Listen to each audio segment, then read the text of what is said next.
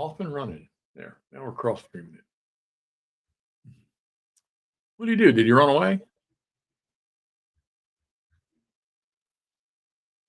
Wish I could see what he was playing, then I could comment. All right. Chuck, what are you playing?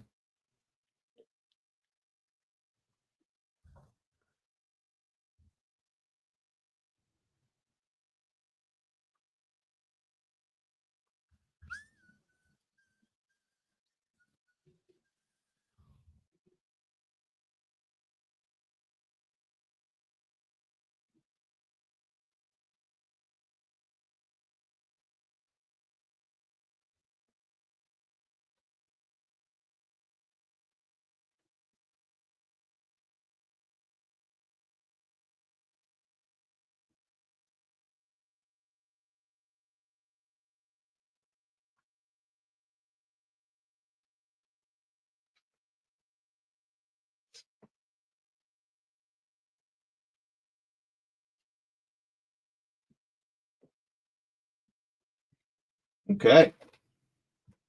They all ran away. What's that? They all ran away. All right. There we go.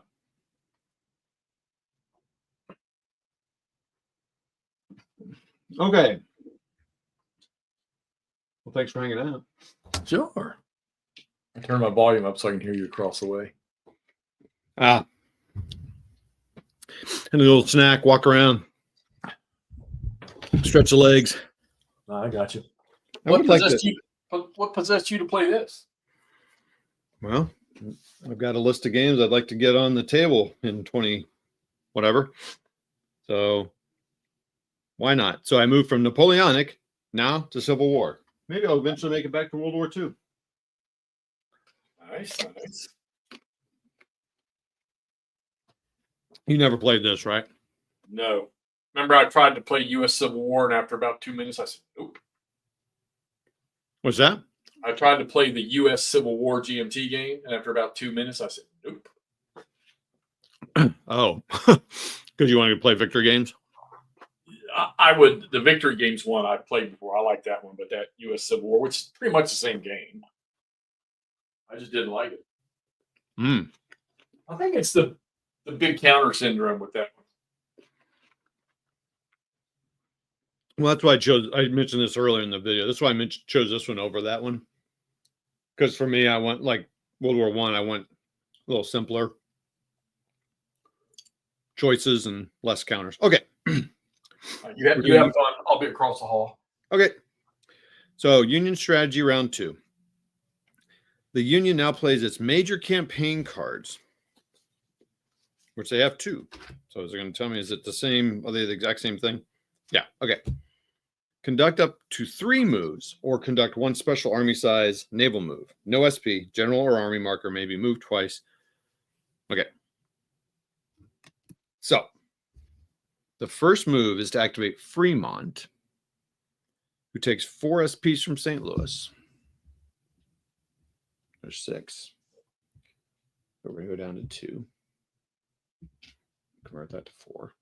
Lots of change making happening in this game. So 2 and 4. So Fremont's activated. St. Louis to Kansas City Mo, where he picks up the SP there. I'll see you like that. We're already up to 5, but I'll just take it for now. I'm not going to make all the change all the time, I guess. And then moves through Jeff City, dropping off 2 SPs. Oh, for crying out loud. Oh. So I can flip that over. But then that needs to convert to 3. Oh, which is flipped over there. And then to Rolla. Hey, that's where my kid went to school, where he drops off 2 SPs.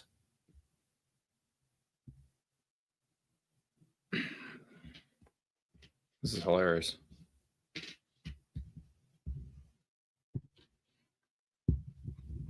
And then to Ironton, where he drops off 1 SP and ends his movement in St. Louis. with 2 SPs. Wow. Interesting. Okay, well, that's one move. That's why this is a long paragraph when I took a break. Go ahead, chew some apple here.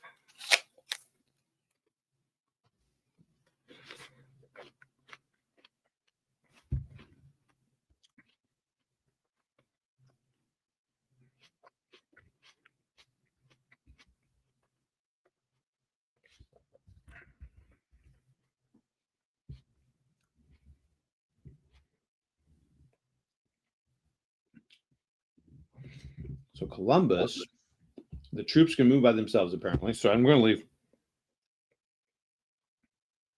Driving off 1 SP in Wheeling, West Virginia.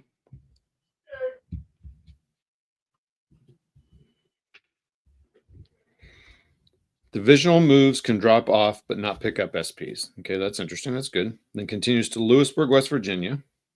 Okay, Lewisburg. Yep. Okay. Just kind of scattering their troops around. The third move, which is the last, is a naval movement. Okay, 1 per campaign card. Then that takes 2 SPs from Fort Monroe, Virginia. All right, so I need to take that 1 and a 2. Get the 3 out of there and take that and then move that over there. Blah, blah, blah. Yeah, definitely cups. And moves them to Fort Pulaski, Georgia. Whoa. Ooh, dang, little naval attack here.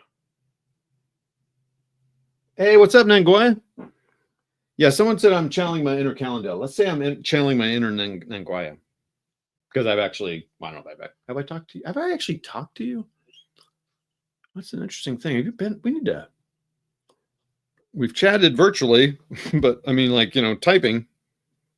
But welcome. Let's see. I need to see something.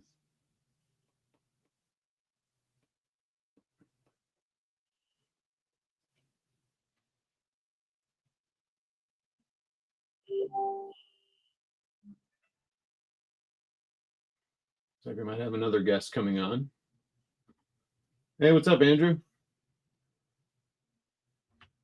Different Andrew. Okay. The ensuing an amphibious assault pits 2 SPs versus an ungarrisoned fort.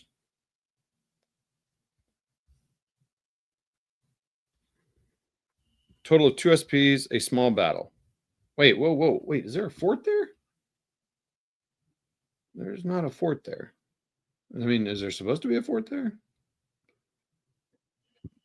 I mean, because it says fort, is there a fort there? First amphibious. Oh, man. Okay. Well, I guess there should have been a fort there. That's interesting. I mean, it makes sense because it says fort, but it did not tell me to put a fort in there. So I did not. So does that mean Fort Morgan needs a fort and Fort Pickens needs a fort? Because the one they have them in here, they say put a fort in there.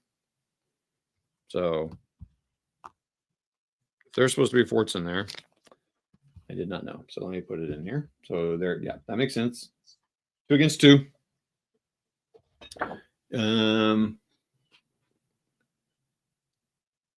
It's a small battle.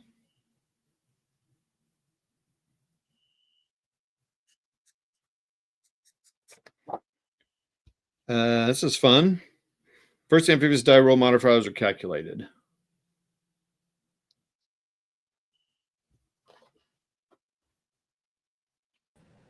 What's up, sir?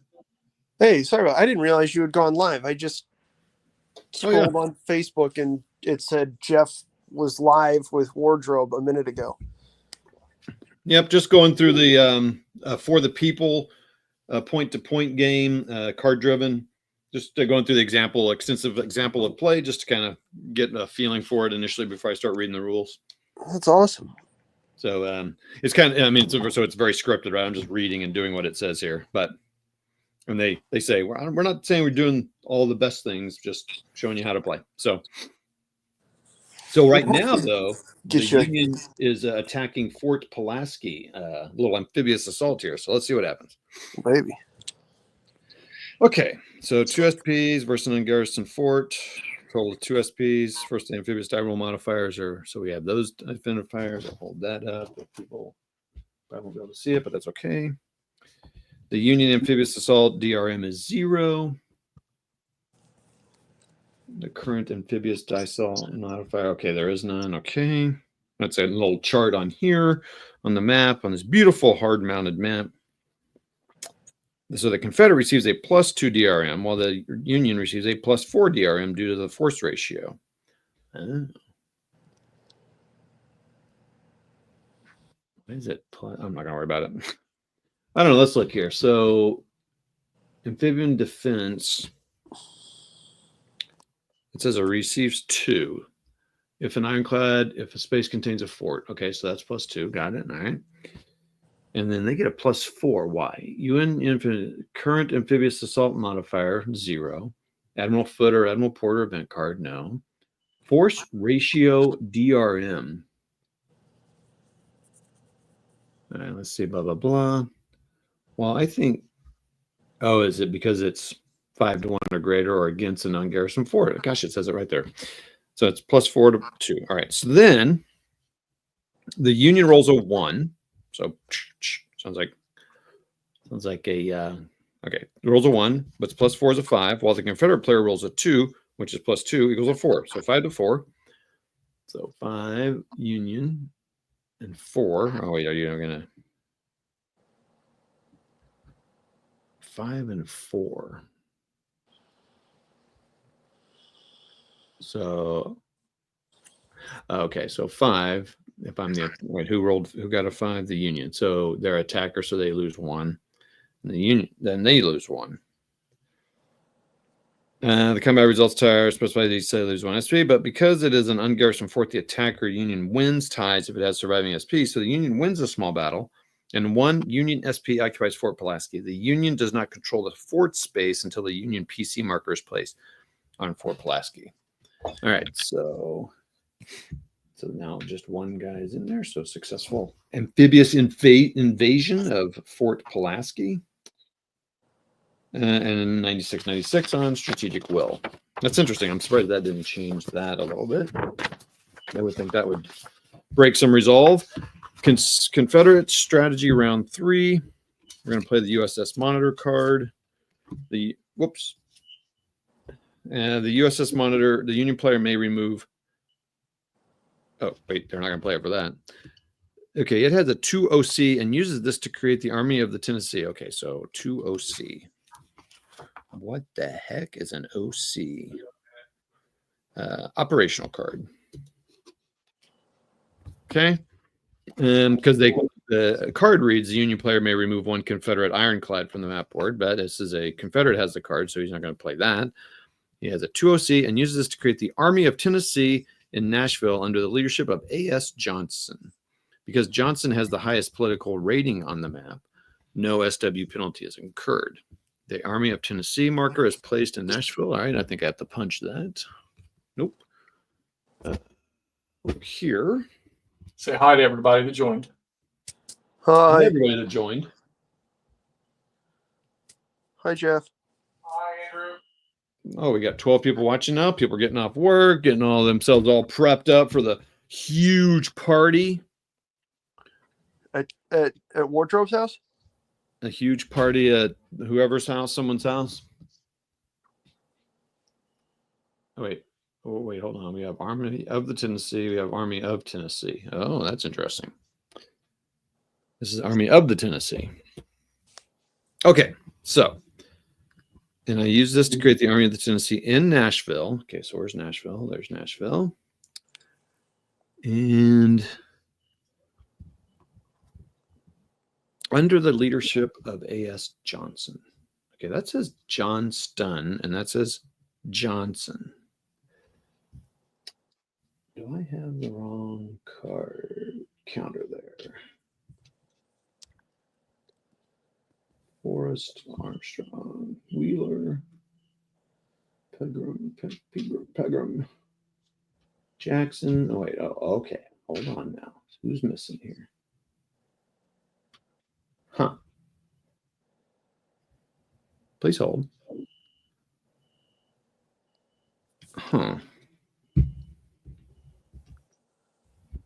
Well, because Johnson has the highest. Wait a minute, that's weird. Beauregard J. Johnson. It's also Johnston. Huh. All right. Oh. Because Johnson has the highest political rating on the map, which I guess is a 6, I'm guessing.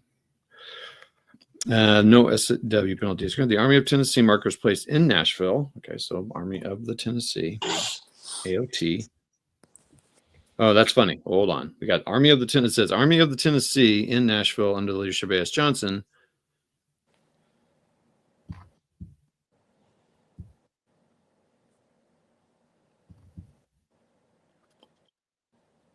All right. I'm going to have to figure out what the difference is there, but whoa.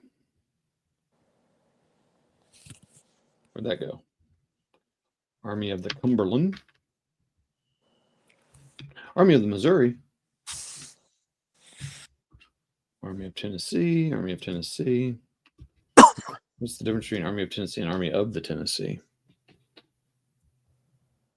Is that one Union, one Confederate? That is correct. You are correct.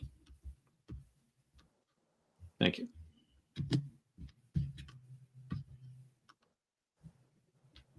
Okay, so that would be bad if I put that there. So let's put that there. That counter tree is empty.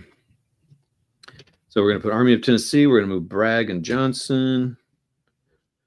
And we're going to move that there. Bragg and Johnson. So I guess, oh, that's a 10. Oh, man, he's the highest one. So he's going to go there and there. Wrong side. Move over here. Army of Tennessee. Commanding General, Cavalry. Wait. And the SPs placed on the 5-track. Union SW 96, Confederate 96. I don't know if I did all that right, but that's okay. All right. That's that. The Union now, man, these are long. The Union now plays a second major campaign card. Okay. Note, having 2 major campaign cards in one hand is improbable, but possible. You can play more than 1 campaign card in a turn. I guess so, because that's what you're doing here. And I'm going to chew this. Will I read that?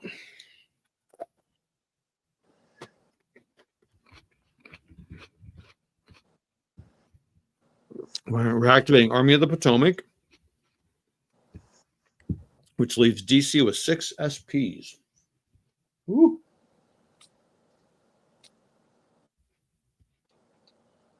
All right, how am I doing that? Because I only have 4 in there. Oh, boy.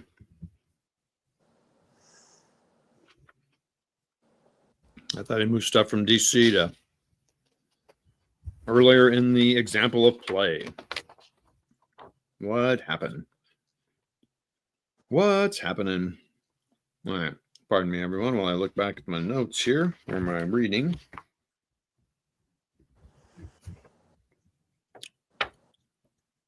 Yeah, I moved 3 SPs from DC to Cairo. Huh. Alrighty. No, we'll just leave it with 6 SPs. And we're going to leave 1 back there. That's fine. Not a problem. Again. Wait, do I have? No, I just have the 4 in there. So we're going to say 4. We're going to leave 1 there. Am I in DC? That is DC. Okay. And it says the Army of the Potomac. So the whole thing goes, does the general go with it? I don't know. Let's see what happens. It moves through Frederick, Maryland. Okay, there we go. And then attempts to enter the Manassas, Virginia space. Oh boy. There's some people in the way there. All right, we're going to put this over here. Occupied by Beauregard and Stewart.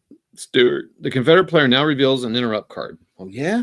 Well, wait, what's interrupt card? Which is the first Manassas card. Okay? Which is the first Manassas card whose conditional event allows a 2 space intervention or interception. Sorry. Confederate plane move 2 SPs from the same space using railway connections only, 5 space maximum, to the same space with a Confederate general who is then activated normally and must attempt to enter a space with at least 1. Or play this card as an automatic 1 or 2 space interception. Intervening space must be friendly controlled and free of enemy SPs. The intervening space may be the one just exited by the moving enemy force. No generals or SPs may be picked up or dropped off during an intercept. Joe Johnson in the Winchester VA space. Winchester. It's so funny. The counters say Johnston and the books say Johnson. Okay, in the Winchester VA space. Johnston and Johnson might be 2 separate people. Yeah, that they don't have They were- any different. They don't have any different counters. Well, let me check them back. Okay. No. Yeah, they wouldn't have had a counter for Bushrod Johnson. For who? So, Not in this game. They wouldn't have had a thing for who? They wouldn't have had a leader counter for Johnson, Bushrod Johnson in this game. No, but they would have had one for Albert Sidney Johnson. You know, his name was Johnston also. Okay. There were 2 Johnstons. Oh, okay. My bad. all right. So we move them into the Manassas space. The battle is a medium battle. So let's look at what we got here. We got 1 cavalry, and 5. So we got 7, 6 against 7. So we're looking at a medium battle, 6 to 19. The Union receives 1 DRM based on McDowell's offensive battle rating of 1. Oh, I gotta take McDowell. Oh, shoot, I did. Wait, yeah, McDowell was supposed to be in there. Oh, wait, McDowell's over in the Army of the Potomac. So he's a 1. Okay. While the Confederate receives a +4, of course. Joe Johnson's defensive battle rating of 2. Where was Joe Johnson? So 2. Okay, that makes sense there. And a +2 for the interception. Okay. Joe Johnson's rating is used because his political rating is higher than Beauregard's, which is an 8 versus a 5. The Union rolls a 5 + 1 = 6, whereas the Confederate rolls a 3 + 4 is a 7. So if you look at that, a 6 and a 7. So 6, I assume, is the attacker. They'll lose 1, 7. The defender will lose 2 with an asterisk in case the ties of non-resource capital spaces the defender loses. Okay, so let's see what says here. No leader casualties occurred because neither player rolled a modified 10. The Union loses 2 SPs. Okay, so it's going to go down to 4.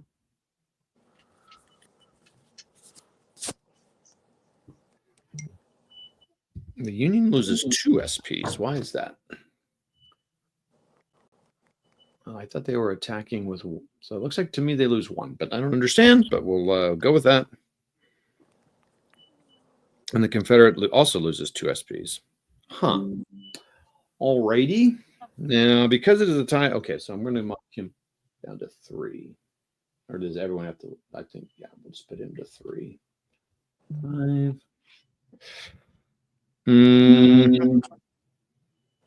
Because it is a tie without an asterisk, the defending Confederates win.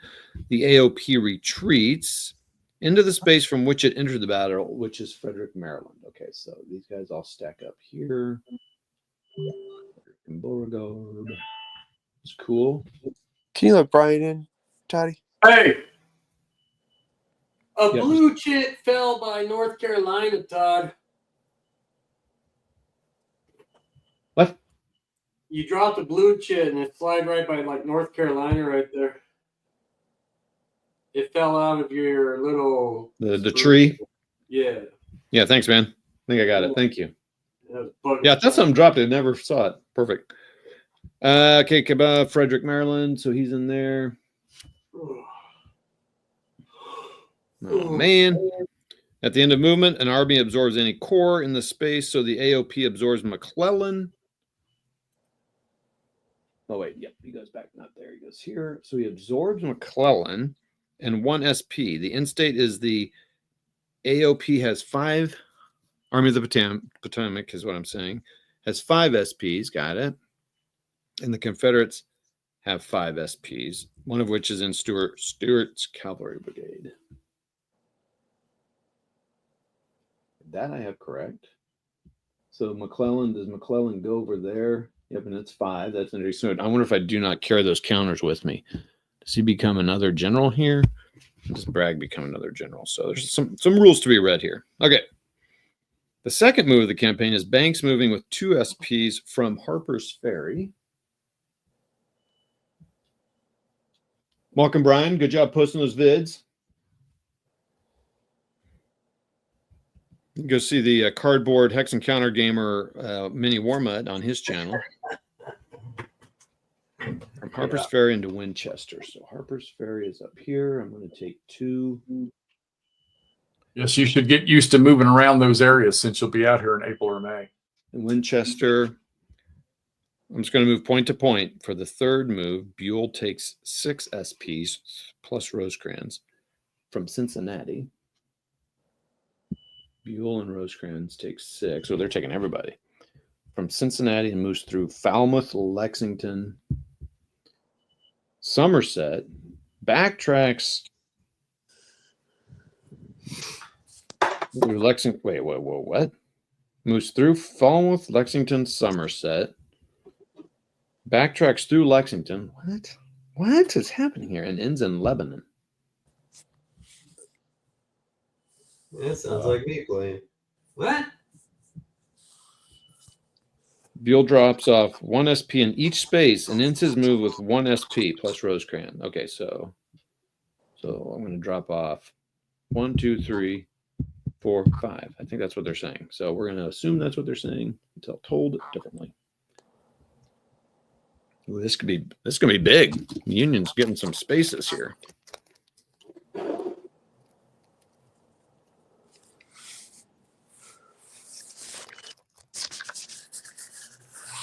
Maybe 1, 2, 3, 4. Yeah, so they drop 1, 2, 3. Where did he drop the other one? Wait, how many did I start out with? 6. Okay. Huh. I don't know. That's cool. He says backtracks. I think they should have said. Oh, it says Louisville. Okay. All right. Look at that. That's going to do something. Blah, blah, blah, blah. 1 SP plus Rosecrans in Lebanon, Kentucky. Union S3, 96, 96. Confederate round. Oh, wait, so move these cards out. That was a lot. Okay. So battle failed, but they got some troops down in Kentucky holding some towns. Okay. What's everyone doing out there? Good, buddy. I'm listening to the fire alarm go off for the 3rd time in the last week and a half because the young couple doesn't realize you got to open a window to cook.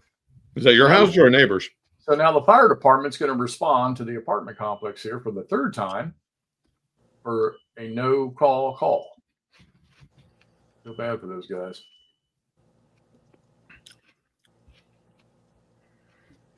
Yeah, they got. So they only have 1 card left because they use that interrupt card. Foreign intervention card.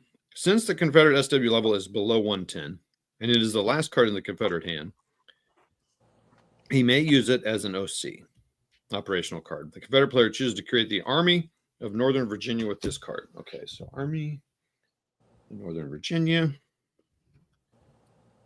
Kind of looks like a jigsaw puzzle. Historical note, a more aggressive player would probably attack into Kentucky. Hell But yeah. the South remained very passive during this period for a variety of policy and logistics reasons. Remove the generals and the cavalry brigade to the Army truck with Joe Johnson in command. No SW penalty ensues because the only general with a higher political rating on the map is S. Johnson, who's already in command. So place the Army of West Virginia marker on the map. It was a little vague where to do that. Okay, so Joe Johnson. Where's Joey boy? There he is. That's going to go there. How many strength points?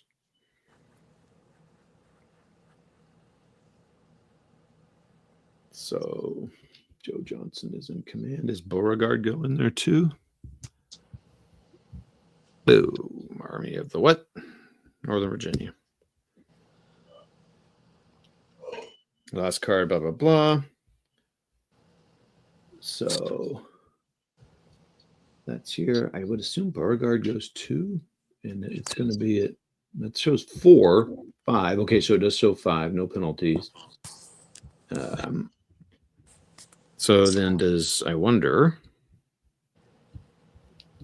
if Beauregard comes, I wonder if Stewart comes out as a cab commander. I'm going to put him in there, but I have no idea. So we'll just put him here sideways. Okay.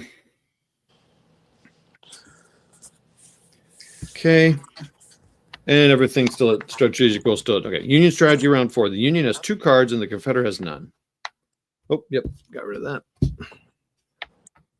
So the Union player plays out his last 2 cards unopposed. The Union plays the Hunley card as a 1OC. Hunley, 1OC. And relieves McDowell of command. Aw. Sorry, McDowell. Because McDowell lost a medium battle, not a large one, the Union takes the entire 6W SW penalty and places McClellan in command of the AOP. The hockey pregame show has Bill Murray on the Nice. Blues and the Blackhawks. Yeah, he's Chicago dude. We're playing outside, right? Yeah, on Wrigley Field. Okay, so let's see. What do I do? So what happens to McDowell? I'm going to just put him to the side here.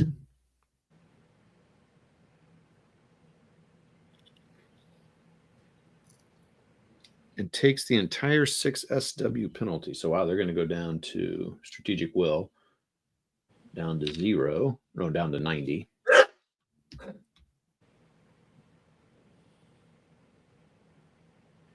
Remove McDowell to the game turn record track to return in the next reinforcement phase. Okay, oh, thank you.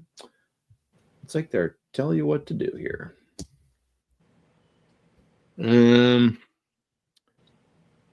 Okay, SW 90 to 96. Union to Confederate. Union strategy round 5. So we move the Hunley card over here, and they're going to play the General Scott, General-in-Chief of the Army, the Anaconda Plan. The Union player may either increase the blockade level by 1 or increase the amphibious assault modifier by 2. Oh, that sounds good. What's he going to do? And he increases blockade level from 1 to 2. Okay, so right after this card, play of the strategy rounds are concluded. Union 90, Confederate 96. Okay. During the political control phase, all spaces within supply non-cavalry SPs have PC markers placed in them or flipped. The Confederates gain control of Springfield Mo. Oh no. The Union gains control of. All right, so let's get on our little counters here. So Springfield Mo is lost. Okay, now who gets it? Man, Union took some spaces here. Jeff City for the Union. Rolla for the Union. I'm guessing Ironton for the Union. Nope. Why is Ironton not? It's already called that. Union has 7 PC markers in Mo. Wheeling and Lewisburg are both Union. Wheeling and Lewisburg. Wheeling. Seen lots of Union flags flying around here. Now they now have 5 in West Virginia. Kentucky has Falmouth. Yeah, it's going to be all these towns here. So Falmouth, Lexington. I love this thing with markers of flags. I think it's kind of cool. Looks like an old, military map you draw or something see in a book. Frankfurt, Louisville, Louisville, and then is that one already taken? In Lebanon, however Kentucky says it. 6 PC markers in Kentucky. Nope, yeah, Kentucky. Who else? Anybody else? Virginia, Winchester. Where's Winchester? Where's the Union guy in Winchester? Wait a minute. Seriously, where's Winchester? Oh, there it is. Okay. Okay. And Fort Pulaski. Yeah, boy. That's got to put a Cron Davis's whatever. Now, state control and the impact of Fort Pulaski are adjudicated. Oh, big words from Mark Herman. The Union gains control of West Virginia and Mo, plus 1 SW for Fort Pulaski. The Union SW increases from 90 to 108, plus 5 for West Virginia, plus 10 for Mo, plus 1 for Fort Pulaski, and plus 2 for change of fortune. Okay, so we're going to go up to 108. So 8 and then back up to 100. So now they're up 108 to 96. Cool. When the Union gains control of West Virginia, he places PC markers in Franklin and Charleston. You've already taken West Virginia? Yep. Yep. What's wrong with you? What, me? He knows what you want him to do. Well, yeah, I know what Jeff wants. Sorry, buddy. I'm just reading the book, man. I'm going back to squad. Maybe you could bring your anyway. Let's see here. What did I do? Franklin and Charleston. Charleston, Franklin. Okay. With Mo now, Union controlled the Union PC markers based in Greenville, Mo. What's everybody doing in chat? Yeah, what's going on? What's happening? You say Hopefully people are rolling dice.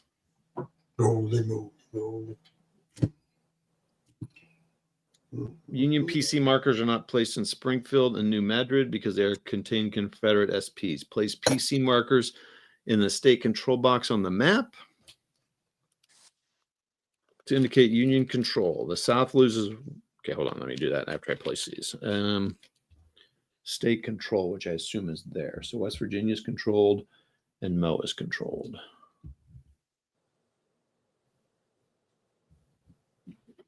And then the South loses 1 SW for the loss of Fort Pulaski, reducing Confederates to 95.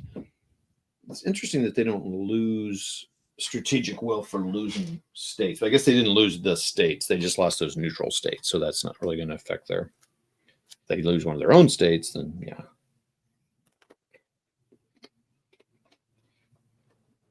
For example, they lose Georgia, it's 15. Okay. During the attrition phase, the Union loses 3 SPs.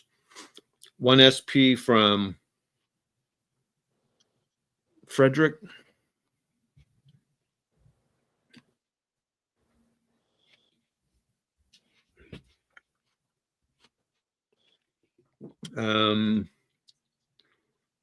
Is there a chart here?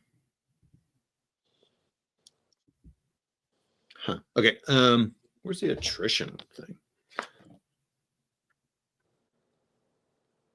Huh. I have to go to 9.0 to read that. Do that later. Gamers with coffee. Hey, what's up? Gamer, I gave you a shout out. Thanks for being a member of the channel. Appreciate that, man. And you got channel members now too? yeah. I started it, but maybe, yeah, I don't know. Yeah, they were the We first one. all have channel memberships, McMurray. We all. And then 2 from Kiro. So we're gonna go down to 4. Todd, do 2 tanks form a fire group if they're adjacent? I don't think so. I think they're individual. I feel like they're individual. Yeah, because you have to do the to hit roll thing. Good point.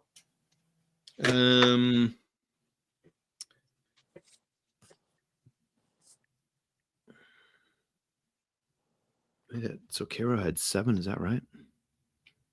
Man, I do not. Man, I didn't.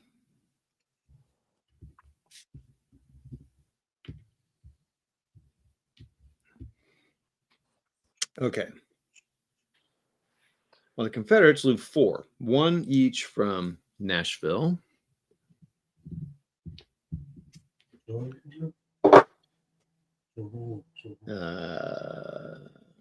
Manassas,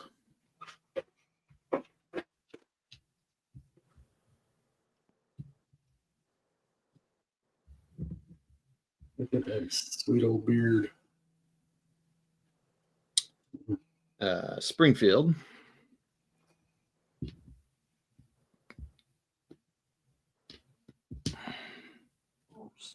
and from New Madrid.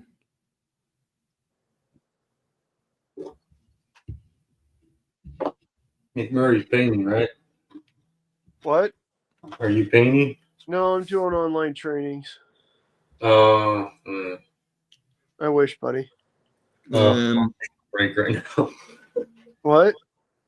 Taking a little break right now. Straighten up the room. Place PC markers in. Oh, shoot.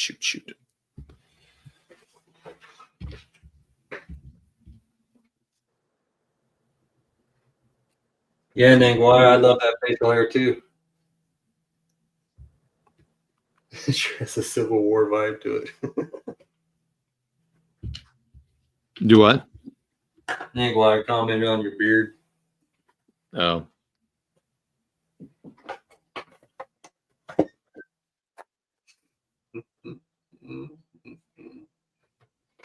I'm trying to look like a Civil War general.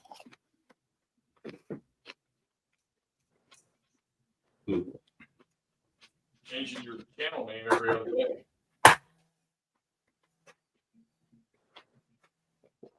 That's interesting. Does it say this on the card? Oh, it says right there. Well, that's one nice thing about card-driven games. They give you the rules. You don't have to remember stuff right there. So you would reshuffle the deck, but I don't have to shuffle it because the card's already out. But so shuffle. All right. On game turn 3. So we've seen some control shift. The Union's been doing what they wanted to do, and they got West Virginia and Missouri and Kentucky. Wait, did they take Kentucky or not? No, they did not say to take that. I wonder why. So how many do they have? They have 1, 2, 3, 4, 6. They don't have 7, 8. I'm kind of surprised that it doesn't switch over to that. Did Kentucky switch over control? No, it does not say that. Interesting. Okay. Oh, I wonder if they do have to hold 7. Let's see. They have to have 7 to 10. One, yep, and then West Virginia needed 4 to 7. So they need 7. They need to take. They have 1, 2, 3, 4, 5, 6. They need to take bowling. They need to take one more to get Kentucky. Oh boy, that'd be a big one. Okay. All right. On game turn 3, only steps B and C of the reinforcement phase are conducted. Does it say that somewhere? Be nice. No reinforcements are conducted. During the strategic movement step, the Union makes the following moves. Total of 12 below the 15 maximum allowed. Okay. All right. What's moving here? 4 SPs. One from Lexington, Falmouth, Louisville, and Frankfurt to Lebanon. So we're going to put 4. So Lexington. Oh, yeah, they're going to take that moves. So Lexington to what? All to Lebanon. So 1. Falmouth. Okay, so they're moving all these guys. And Frankfurt. Nope. Lexington, Falmouth, Louisville, and Frankfurt. All to Lebanon. That's a nice Wargamer stack there, buddy. 1 SP from St. Louis to Cairo.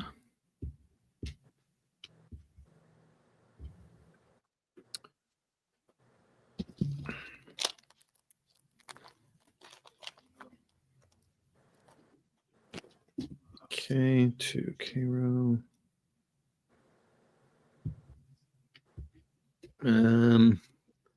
Two from Jeff City to Cairo. So, man, they're loading up Cairo. I think I see what's happening here. Okay. I like this this Missouri theater stuff going on right now. Yeah, it's nice. Nice for us Missouri boys. Okay, what's happening here? To Cairo. Two from Rolla to Cairo. So you're gonna leave Rolla empty with Price and Springfield? What? That's actually surprising. I wonder if there's supposed to be 3 in Rolla. One SP from Indianapolis to Lebanon. Holy mackerel. So where? From Indianapolis. So to, my goodness, they're loading up Lebanon there. Jinkies. Wheeling to Lebanon. Wow. They're making a move here. They are loading up the Cairo and Lebanon. They're going to, and Ironton. Have you been to Ironton before? Yeah, it's like 20 to half hour west of like it's in Iron County in the Arcadia Valley School District, just west of like Farmington, Festus, Deloge, that stuff. Well, not Festus, but Farmington, Deloge, Sure. that area. I've just never heard of it. Like I feel like if you cut out 21 west instead of going east to, so when you go down 67, 21 goes east over to St. Jen. I think it goes west over to Ironton. Fort Donaldson is down there. Not Fort Donaldson. Fort Donaldson is down there. Okay. Yep. Cool. We go down there. Might have to. That would honestly All right. be cool. All right. Confederates now. Nashville to Dover. Manassas to what? Stroudsburg.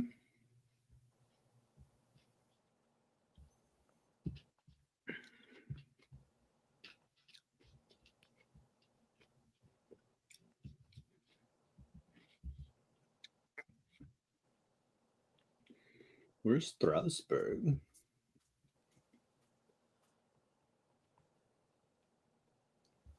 All right, seriously, where's Strasbourg?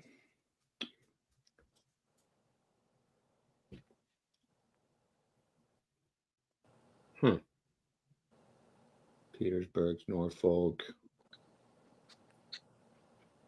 Jeff, where's Strasbourg? Oh, weird. Wait. Manassas to what? Strasburg, Virginia. Dover to Strasburg. I'm gonna have to stand up and take a look here. There's the border.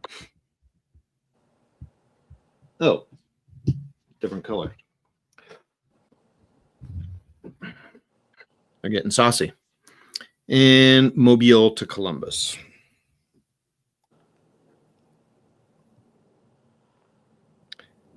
Yep, that was my fault there. To Columbus, what? Kentucky.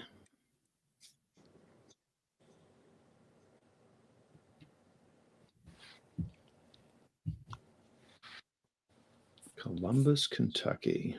Oh, there. Okay. Okay. During step 3, arriving generals are placed on the map. The Union General McDowell. Oh, yep, that's right. He's coming back. We got McDowell, Pemberton, and Van Dorn.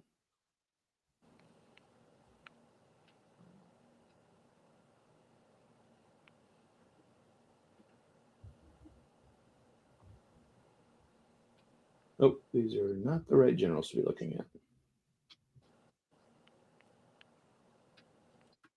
Okay, come on now. It's going to be the last. Yeah, it's going to be the last stack I look at, of course. Okay, perfect. Van Dorn. Okay, so Pemberton, McDowell, and Van Dorn. Oh, come on. So where do they go?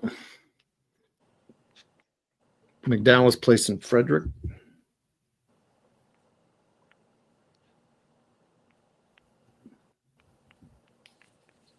Okay. And Van Dorn and Pemberton are placed.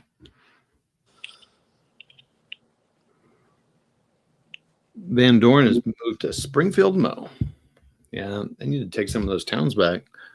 And Pemberton and Fort Sumter. Wait, is that right? Fort Monroe. Damn Tim is here. What's up, Dan Tim?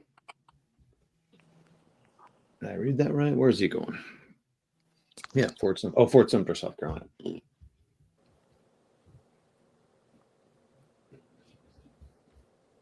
Okay. So everybody knows, again, since we've had a bunch of people pop on, I'm just kind of going through the extensive example of play for the people, just to kind of get myself exposed to and moving stuff around the board. I will then kind of tear down and read the rules after this, so I can, because I'll be familiar with some of the stuff. It's the way to learn. I would probably, if I weren't doing the streaming this, I'd probably look up at the rules as I go, but that would take even longer. And there's already a lot of silences and stuff going on here, so we're good. So this concludes the reinforcement play. Now proceeds to dealing out the cards. All right, which I've already done. They're already counted out what they are. The Union gets Cotton's King, Copperheads, J.D. Eaves, Rover Ironclads, Admiral Foote, and Missouri Guerrilla Raids. And Confederates get pre-war treachery, Trent Affair, Balls Bluff. Brazil recognizes the Confederacy, and CA recognizes Kentucky, Mo, Med, and Delaware. Okay.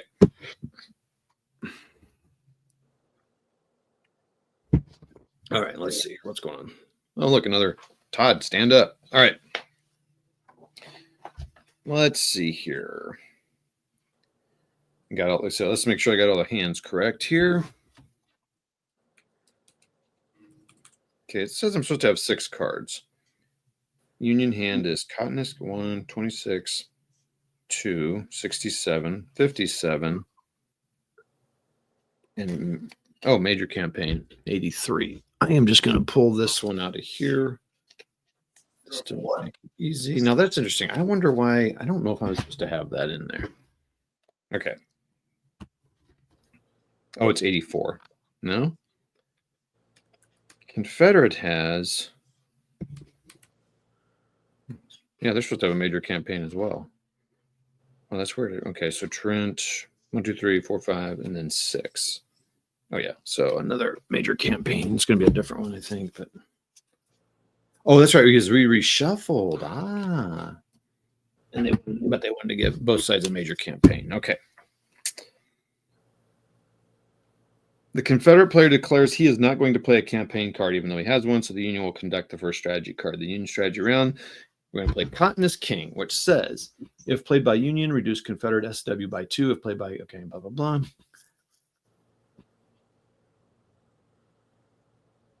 Okay, so let's see what they actually do with it. So he's going to reduce it down to 90 from 95 to 93, and it's removed from play. It's nice and easy. Confederate strategy 1, he's going to play the pre-war treachery. Prior to Lincoln's election, the Secretary of War, John B. Floyd, sends all the arms and ammunition he can to southern states. The Confederate player may place up to 2 forts in any friendly controlled space with an LOC free of Union SPs and forts. Removed from the deck if played. So what are they going to do? They're going to place forts in New Madrid and Manassas. So am I missing a fort counter here? I think I am. It's over here. Okay, so that's not good for New Madrid. I would assume that is one of the places the Union was going, maybe. So we're going to put that here. Usually I think you put it over the top, but we're going to put it on the bottom. And Manassas, I said. Okay, makes sense. Remove the card from the game 108 to 93.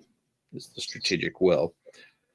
The Union plays Copperheads as a 2OC operational card and creates the Army of the Cumberland. Okay, Army of the Cumberland, which is the one that fell from my sprue. So Army of the Cumberland goes here, and they're going to get what? 7 SPs. And it's going to be in Lebanon, Kentucky. Yeah, I think so. Good Lord, there's so many. Buell is in command. So I'm wondering, they don't go into this, but I'm wondering if I remove these because there's 7 counters and it's now represented on there. So you're kind of moving the army around together, but I'm not sure. Buell is in command, so he's going to go here. But the Union takes a 5 SW penalty, -2 SW, because Butler and Fremont both have higher political ratings. Who? Fremont. Am I missing people who are supposed to be in there? Both have higher political ratings than Buell, and -3 for change of fortune. So now the Union goes down to 103. I have no idea why, but.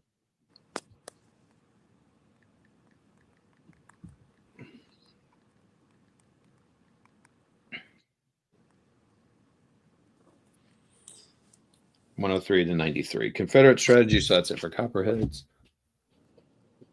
Confederate SW total is increased by 5 due to the Brazil recognizes Confederacy card. Come on, Brazil. What was that? +3 SW due to the card and +2 to change of fortune. So it's going to go up 5 to 98. Cool. Those cards go fast. That one goes out of the game once played.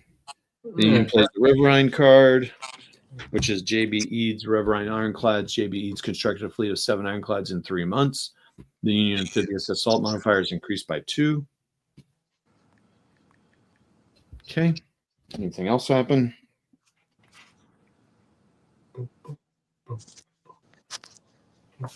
Okay. Confederate strategy round 3. The CSIA recognizes Kentucky, Mo, MD, and Delaware. Adds 2 SPs to Springfield, Mo. All right. Yeah, I think they're gonna get saucy on this here. They got 2 generals in there. Remove the card from the game. Union SW 103. Okay. Union strategy round 4. It's gonna be a little longer here. Admiral Foote. Union may make a naval move with up to 3 SPs +1 general. If an amphibious assault occurs, you receive an additional +2 DRM. Add 2 DRM to running the guns die roll. Running the guns. Admiral Foote. All right. Launches an amphibious assault. The Union takes 3 SPs from Cairo or Cairo. 3 SPs. We'll do that. This is fun. And moves them to Dover, Tennessee. Dover, Tennessee. That's kind of fun. Go river to river. That's fun. Okay. To assault the fort, the battle is a small battle. So 3 against 2, but I think you had the fort, so 3 to 4. Oh, 3 Union versus 2 Confederate. First, the amphibious modifiers are calculated. We're just going to tell you what it is. The Union gets 4, +2 amphibious, +2 for foot, while the Confederate gets +2 for the fort. Okay, that's a modifier. Cool. The net effect is the Union gets a +2 DRM in the battle. Neither side has a force ratio advantage nor leader, so they both roll a die. Union rolls a 5, +2 is 7. Confederate rolls a 3, which is unmodified. Both sides lose 1 SP. All right. Wait, how many did they say they take over? Yeah, okay, so 1 and 1. Okay, cool. But the Union achieved an asterisk result, so the Union wins the battle. The surviving Confederate SP retreats to Franklin, Tennessee. The 2 Unions SPI Dover and cease movement. The Confederate fort counter is removed from the map, of course. Okay. And is available for redeployment. The Union gains 3 SW. All right. 1, 2, 3. 1 for removing the Confederate fort and 2 for changing fortune of war. Whereas the Confederate SW is reduced by 4. 1, 2, 3, 4. 1 SW for losing the fort and 3 for changing fortune of war. Union 106, 94. Okay, cool. So our Admiral Foote can probably go away. Confederate strategy round 4. The Confederate player uses his major campaign card. to fall back. Oh, that's it. Now that his line has been broken in the West, the AOT in Nashville moves to Corinth, Mississippi. Oh, it's up here. So I'm sorry, where's it go? Corinth, Mississippi. Where's that? So moves to Corinth, Mississippi via Decatur, picking up the SP in Franklin on the way. So, okay, so boom. All right, so where are we going? Corinth, Mississippi. Where is that? So Corinth, okay, back there. Okay. Killed a tank with a demo charge. Did you? Mm-hmm. Yeah, I rolled on the placement thing, and it was ended up with use the armor factor. So the 2 hit was a 16, and with the armor factor was 6 because it was on his whole flank or whatever.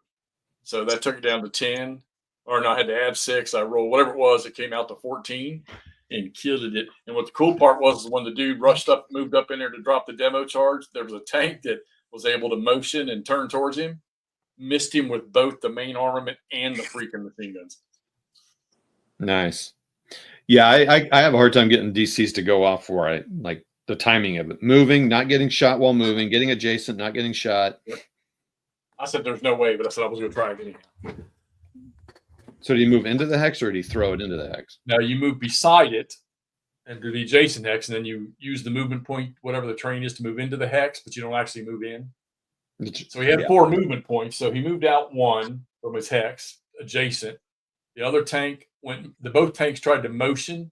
The target tank failed. The other tank was successful. He fired, but he was in motion. He missed both. And then he used 1 movement to drop the satchel charge in the hex with the tank. And then he used 1 more movement point to move back into the building he was in. Nice. That's good. Or the woods he was in, I'm sorry. That's why it's fun.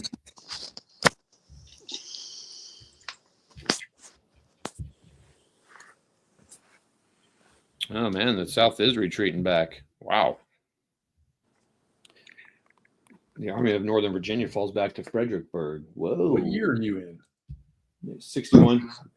Damn, dude. So I assume everyone moves back. Banning the Fort Manassas, which remains on the map as an ungarrisoned fort. Dang, dude. They're kind of licking their wounds. Yeah, they just left Columbus, Kentucky, with no one in the fort, and they left New Madrid with just 1 guy in a fort. So man, they claim you go down there and claim Columbus and New Madrid. They just got Memphis next on the Mississippi River, and right now, oh, there should be there's nothing in Memphis. Wait a minute, what?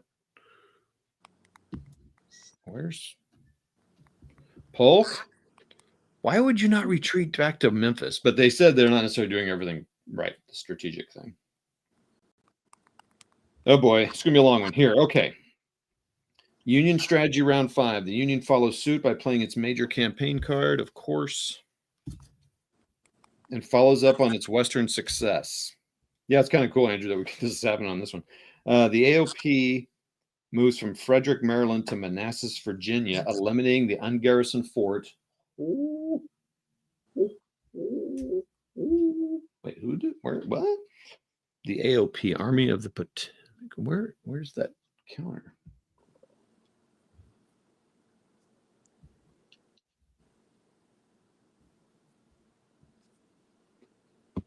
Toddy Poo has misplaced the Army of the Potomac. Good Lord, I don't think any of you has done that since Irvin McDowell. Zing, got him. Zing, burn, got him. I'm just kidding. You already sacked Irvin McDowell. He came back. Oh, he came back? I was about to say that should have hinted off to Jeffy what year it was. The Union follows suit by playing its. Okay, hold on. Where is that? Did I bring that counter somewhere? That should be up here somewhere. Maybe I've got it somewhere else. Boom, boom, boom. No, not Van Dorn for the win. Nathaniel Lyons, Franz Siegel, and Fremont for the win. Oh, there it is. Earl Van Dorn and Sterling Price can pound sand. Try this again. to Manassas. Just I assume that does the general move with them too? I assume so. Everyone just moves in. I don't know how that works. We're just moving to Manassas. Remove the fort. Whoo! Eliminating ungarrisoned fort and expending an additional space of movement to place a Union PC marker in the space. Goodness gracious.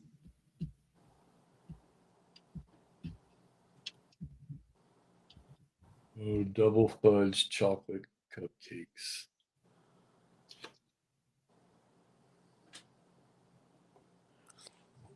Halleck moves a core with forest piece from Cairo. So Halleck, you can move 4.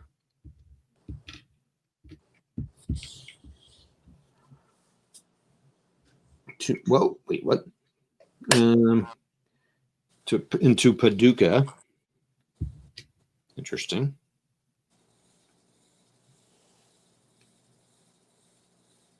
Drops off an SP, which makes sense. It's going to be 3 with him now. And then I assume he's going to attack Columbus.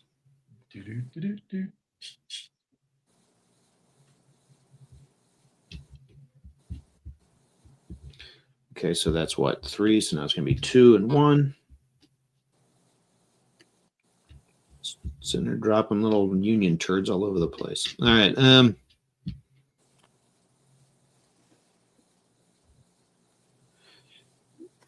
And then Columbus.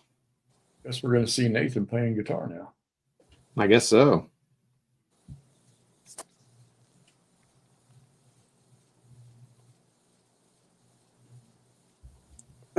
Nangway, I think Van Dorn very notably got caught trying to get after whatever that doctor's wife's name was. And by trying to get after, I meant fornicating with.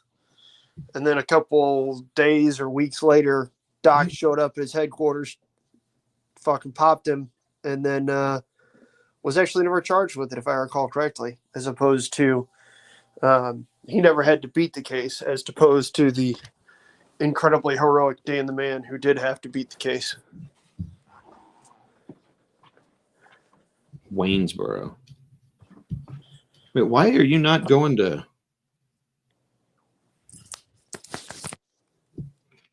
Waynesboro and concludes his movements in Pittsburgh Landing? Why did you not take Nashville? What's Pittsburgh Landing, Toddy? It's in Tennessee near Mississippi. What battles fought there, Toddy? Pittsburgh Landing? Well, that's one half of it. I don't know. What was it? Shiloh. Shiloh. I wouldn't know that. Yeah, I knew that one. Jeez. Oh, yeah, okay. Oh, crap. I know the Neil Diamond song. So much bullshit coming off of that one. I can smell it all the way from Arizona and St. Louis, Brian. All right. Where were we? There's a lot going on here. There is. The Confederate AOT attempts an interception. I got to play one of these cards.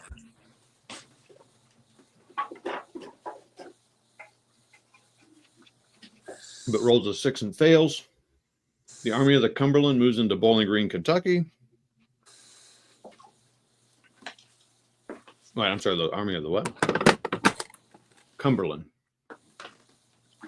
With how many? I'm just going to leave all that there. I don't know. Have any idea who moves with them or what? Rosecrans. The Army of the Cumberland moves into Bowling Green. Expends an additional space of movement to place a PC marker. Yeah, I don't know why I wouldn't do in place. I don't know why they weren't placing PC markers in these other things, but it's not for me to understand. It's just for me to do. And then there we go. Enter Nashville. Holy crap, they've taken Nashville. And then now they destroy the resource space due to PC marker placement. That seems like that's going to do something bad. That sounds like PC. That's all I can think of right now is that line out of Office Space. PC load letter. It's PC load letter mean? Exactly. PC marker placement. The fuck does there's somebody in Richmond going, what does PC marker placement mean? What's that doing?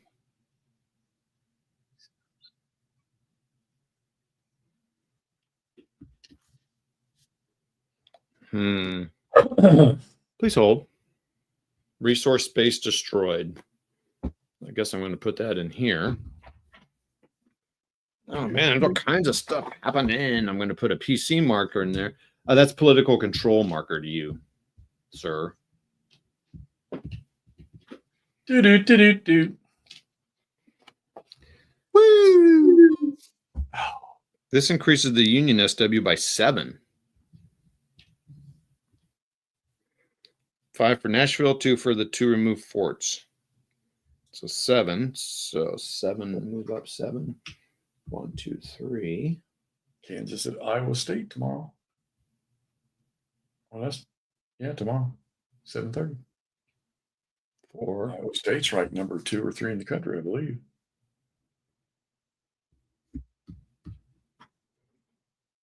Okay. The Confederate total is reduced by 7. 1, 2, 3, 4, 5, 6, 7. So it should be 87. Okay. I thought we played West Virginia tomorrow. Yeah, it says here, Kansas at Iowa State tomorrow night at 7:30 p.m. Is that women's? Yeah. Oh, yeah, it is women's. No, my bad. My bad. I think they're more fun to watch anyhow. Hey, look, Yeah. Brian posted a Hex Encounter game on Facebook. What? What? The Confederate player plays Ball's Bluff, a battle where a Union brigade was crushed after crossing the Potomac, October 21st, 1861. I used to live right there, like a mile and a half away from it. And they remove 1 SP from the AOP. So I assume that's down this way. I have no idea. I can't wait. I cannot wait to read some of these rules. Because what do we do with the Army of the Potomac? He went over there. So I assume that goes down to a 3, but I don't know why. I got a free express delivery thing from Walmart. So I ordered my groceries at like fucking 7 o'clock this morning, and they were delivered at 8:30. Whoa. 113.87. Okay, the Union plays. We're getting near the end here, everybody. Union plays Missouri Guerrilla Raids card as a 2OC to place a PC marker, PC load letter in Columbus and Paducah. Ooh.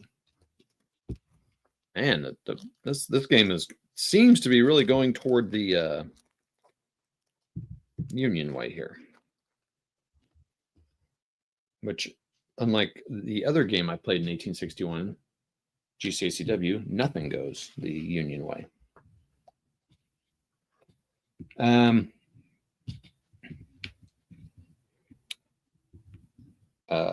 placing them in Columbus and Paducah. I need to order some more trays, not GMT ones though. I think the Confederate fort goes away.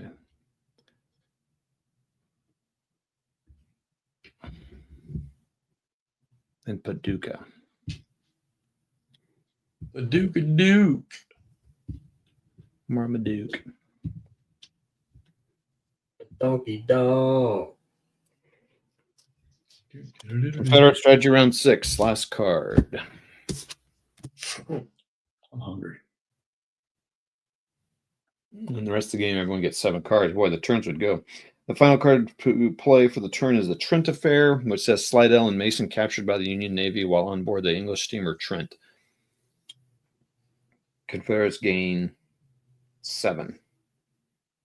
Remove the card from the game, so they go up to 94. Taco Bell. Go ahead, Chuck. Go ahead. Go ahead. Get your Taco Bell. I am. They got the grilled chicken there, and their shells are corn, so I do okay with that. Just get your Taco Bell. All right. During the political control phase, During the PC load letter phase, all spaces within supply infantry SPs that have PC markers placed in them or flipped, the Confederates gain control of no new spaces. The Union gains control of Bowling Green. Yeah, see, they didn't put any SPs in there. I wonder if they forgot to say. I wonder if they forgot to do that. So Bowling Green, Dover and Pittsburgh Landing in Tennessee. Lord of the Rings jigsaw puzzle. Dover, Pittsburgh Landing. Now state control is adjudicated. The Union gains control of Kentucky. The Union has taken Kentucky. I mean, what a turn. Yankee boy. The Union SW increases from 113 to 123. Chickens and bunnies.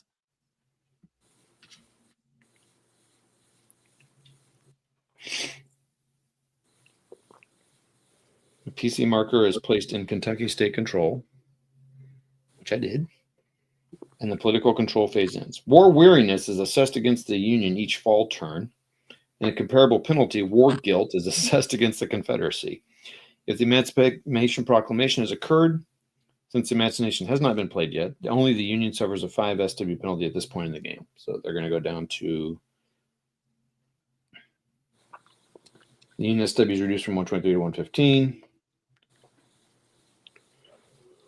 So 115. During the attrition phase, the Union loses 5 SPs. 1 SP from Pittsburgh Landing.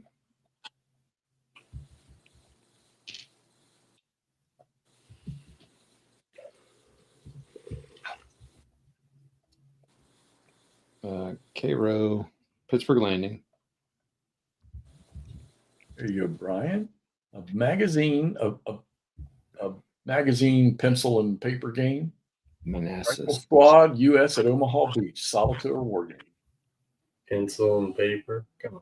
Yeah, it's in you flip the book open and you can play the battle on one page, and you have like 5 or 6 more pages where you play the battle again and again. Stuff that Hissy Cat was doing there for a while. I never saw the people. Some people like them. I never saw the value. Chuck, you got some of those, don't you? Some what? Those magazine games where you use a pencil and you mark your losses in the book. Mm. Yeah. Corinth.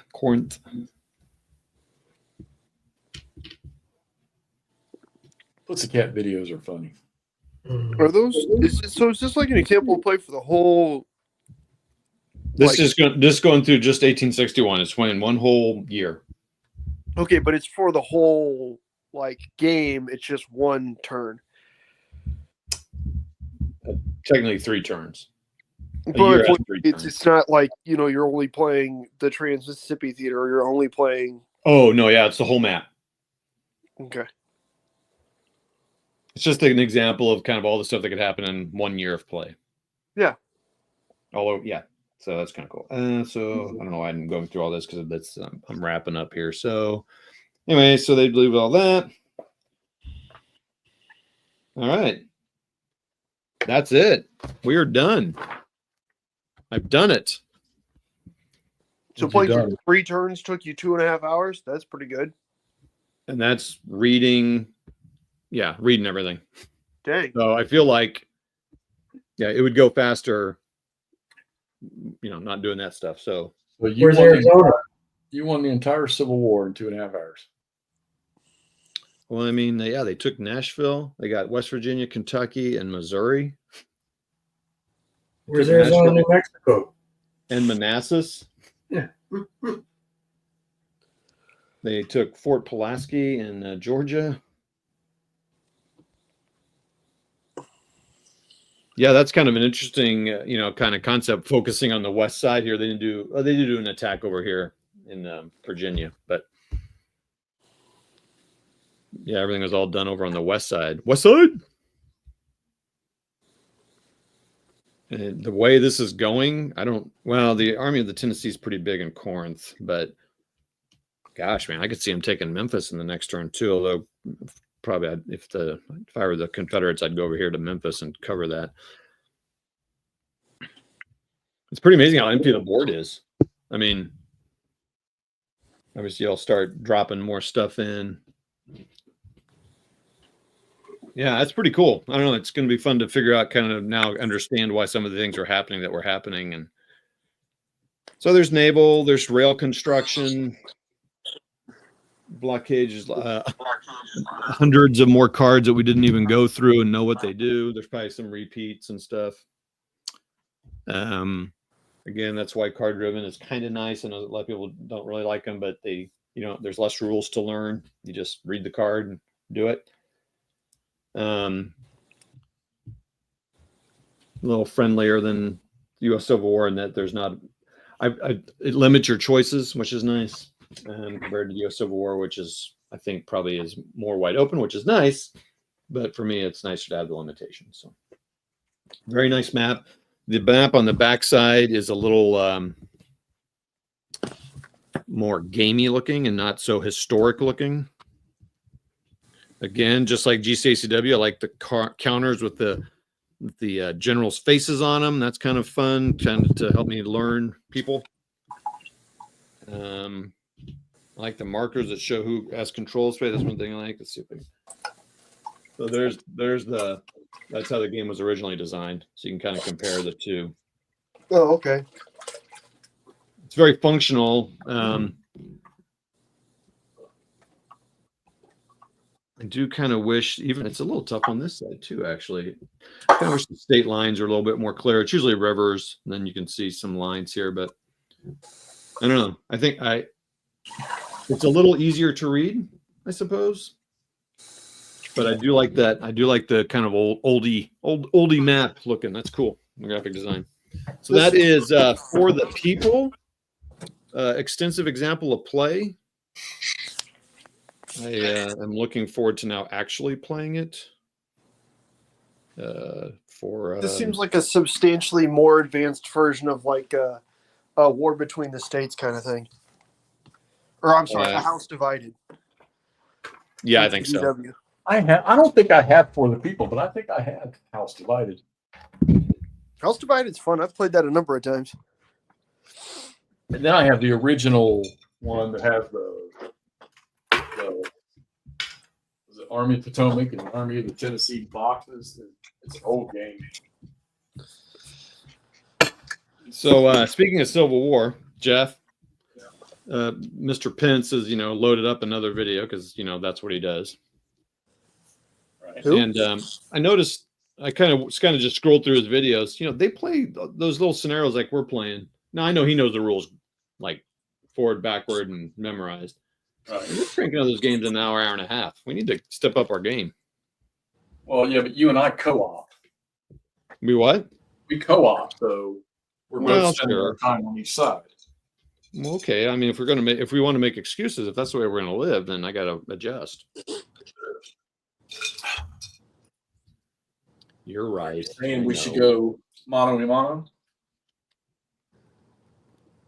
Shirts off. Toddy gets mean when you're playing games against him. I know, Andrew. You're right, and I've watched him and you play, and I'm scared to play against him. I'm an innocent boy. What are you talking about? Forgetting after storm over Stalingrad, I don't think I'll do that again.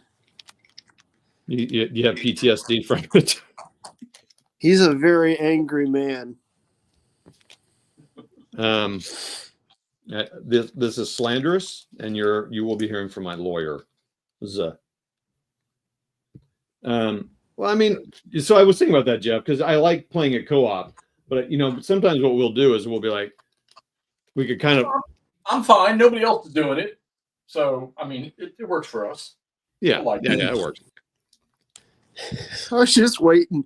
Todd's like, playing co-op's fine, but sometimes I really just want to beat your ass. Okay. Cool. Thanks. I don't know. This is all very hurtful. I'm very, very hurt right now. You're so a nice hurt. man, Todd. Yeah, I can see the tears falling on your game now. Yeah, I gotta move away from the board because I don't want to stain my pretty map. Anyway, You so, where did you get that damn game? You'll be all right. I don't know. I'd have to look at my little thing there sometime this year. You think it'll be gone? Were you downtown looking for photographs of Earl Van Dorn and you came across this? Yep. What were you saying, Brian? I'm just wondering if it's going to be around in 2025. The game. I mean, probably for the first few days. First few days, yeah. Again, all these hurtful words. It's just hurtful. What? Someone save me on here. What Oh, is is it- hurtful here? I do want to say real quick then that we're kind of wound down here a little bit and we're just kind of gabbing. Watch, we'll probably get a lot more people on here. In fact, we went up 5 viewers since we started chatting. Waterloo, yeah, man. And Guy, you should I know you're not that era, but I guess I'm not either. But those are kind of nice games. Are there any? God, oh man, I bet there aren't any World War I game. Oh, Andrew. Yes. Jeff says I need to get those blue and grays from you to try the blue and gray games because he thinks I would like them because they're similar to the Napoleonics. Okay. Yeah. I think I sent the SPI flat pack to Jeff, but I have the other ones. Okay. So it won't be the flat pack 4-pack like that, but I've got them. I know I have the Decision Games one, which everybody bitches about. And then, I'm sorry, I have the SPI like normal box game, just not the flat pack. So I was going to ask you about this. I wasn't in the room. What were you jabbering? No, I was telling him about the blue and gray. Oh yeah, let him use it, Andrew. He'll love it. Yeah. So, but hey, I was curious, how wet are you to this flat pack here? Can I put it in a little box or something? Because the flat pack's like going to crap here. I don't care at all. About the Napoleon one. Yeah, as long as you like keep the face sheet of it or whatever. Yeah. But no, in terms of how attached am I to the actual flat, they're garbage. You're good. Yeah, that's kind of my point, I guess. Like, I realized they were super cool when they came out, but A, they're not that good of a storage solution, period, and B, they don't hold up at all. So yeah. Okay, cool. I was putting them in bags just to keep track of. I kind of tried to break down the scenarios so the counters were easier to get to. That's perfectly fine. It's a very slow setup game.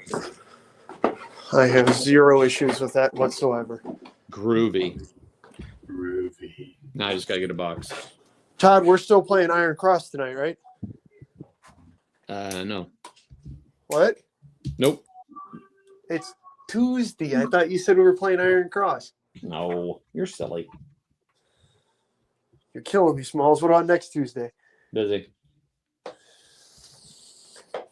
You guys hear this guy? Wait, so is this to get you ready for that scenario? Yeah. Yeah. Not bad. This is just what people tune into our channel for. Scheduling. Well, We are it's so wargaming. Like, It is Ain't war but one- gaming. Ain't but one schedule I'm worried about. I know. Maybe when we get together on I don't know. Next Tuesday is actually quite a busy week here. When is? Oh, wait a minute. Hold on. Oh man, yeah, that will not work. Actually, next Tuesday won't. The 14th would. Yeah, 14th would if you want to do it here. 14th, what? I'm supposed to be up there for helping Pat run a game on the 14th. Okay. We're not restricted to Tuesdays by any means. That was just a.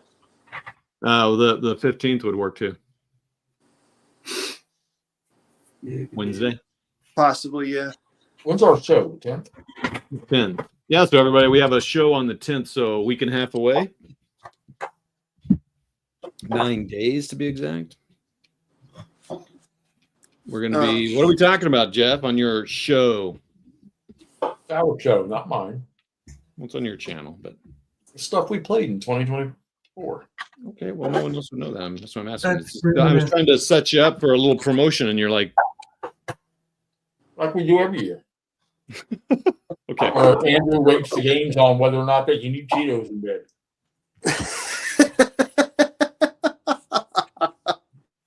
So anyway, so we're going to be talking about the games we played, the games we want to play, what we thought of them, favorites, whatever. Just talk about the year coming up, what we bought, didn't buy, what we liked, didn't like, loves, hates, relationships, blah blah blah.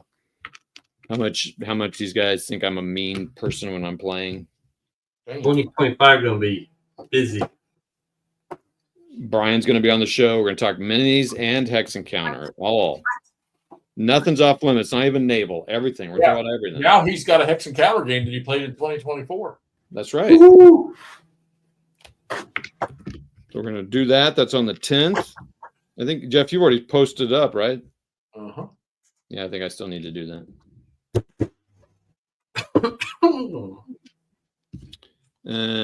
Cool. That'll be fun. That's on a Friday. Cold January. I say cold. It'll probably be like, 50 degrees now, but whatever. Yeah, I think I don't know if you guys do that. Oh, whoops. I'm gonna start scheduling videos out like, Sundays will be for so and so and Tuesdays for blah blah blah blah. Well, that's what the pros do, so I'm not going to do that. Well, I'm gonna try to be a pro. Well, exactly. Your videos look better, sound better, Whatever. are faster, smarter. I'm good enough. I'm smart enough. And Dang it. people like me. And they do like you.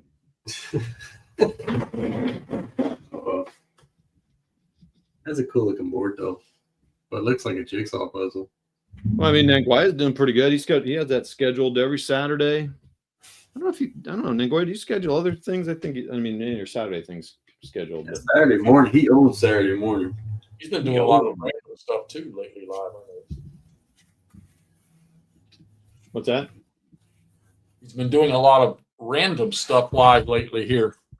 Yeah, that's cool. I like it.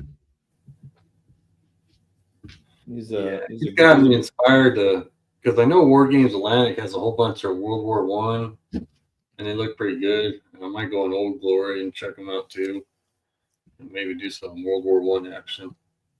Oh, look at that! Getting inspired to play World War One. Because there was more to it than just trench warfare, right? Oh yeah, 100%. Because I don't feel like making any like trenches or whatever. East front, definitely. So, Brian, are you trying to do 15 or 28? Oh, I haven't made up my mind on that yet. So I'm starting to get like that where if I have 15s of a certain, genre or whatever, then I'm like, well, then I don't need the 28. So I don't know. Kind of like what I did with the Civil War. I got all these 15 ACWs, and I got a whole bunch of 28 ACWs. But the 15s paint up faster, so I started using those more than I would the 28s. Yeah, no, I get it. Yeah. So, Oh hey, Brian, one of the epic ACW things is on Ding and Dent at Miniature Market, 40% off. I already got the epic ACW. Yeah, gross. Yeah, it's gross, man. But I've been eyeing that Hannibal though. You've been high in what? Hannibal. The Hannibal one. Yeah, Romans. So, I did get the that 1 hour skirmish. He just popped out a new one back in October of medieval and ancients. So I was like, yeah. I was gonna give that a shot too. So you buy the Warlord, Flames of War, all those starter sets, and use them all for 1 hour war games, or 1 page. Sorry. Yeah, I could do that 1 page rules, and for some of it, but I'll probably use that 1 hour stuff, and I'll do the Flames of War rules. I've been reading up on that. Doesn't look too bad. And I like that. It looks like you could just use the cards. Save yourself from looking in the rule book quite a bit. Oh yeah. So, yeah. And now if I could just get McMurray to play or whatever, he's hard to get a hold of now. Bullshit!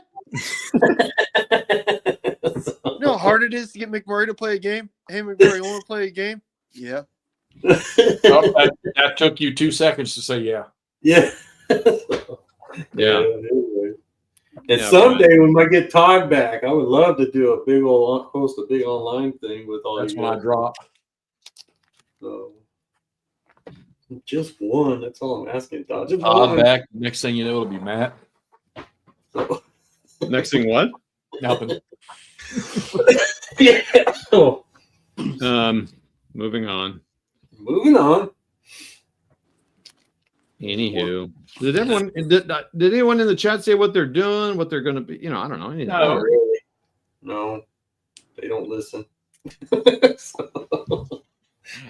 did they? Be nice to the viewers. Let's see. What do we got going on here? I haven't looked at the comments lately. Let's see here. What do we got? What time is it? Oh, yeah. That all started on Saturday due to chatting with Kinex about doing a Vassal module for Der Weltkrieg. The Weltkrieg is still. Then morphed into doing a stream on Der Weltkrieg and watching Callendale's playthrough of it. First 10 episodes of the stream, there was not even talking. Yeah, buddy. Callendale? Oh, here we go. Telemachus. First was vodka, then bourbon. And Charles Latour. I did. Charles did. 1-0. We're on the edge of our seats. So wait, Jeff. Oh, hey, who was the who when we did that live stream? Who gave us those payout payout? Yeah. Started with a P. Papa? Or Papa. Papa. Yeah, I was thanking Gamers with Coffee for being a member, and I could not remember Papa's name. So anyway, Papa, thanks for that. Yeah, that's How much cabbage are you charging? just well for the membership. It's $199. The membership he gave us 10 and 25, 10 and 15. Yeah, but I just want to thank him because since the Yes. Gamers joined up, I wanted to acknowledge that. Man, Jeffy's membership is the most expensive, it sounds like. Yeah, mine's the same thing. I'm getting hosed.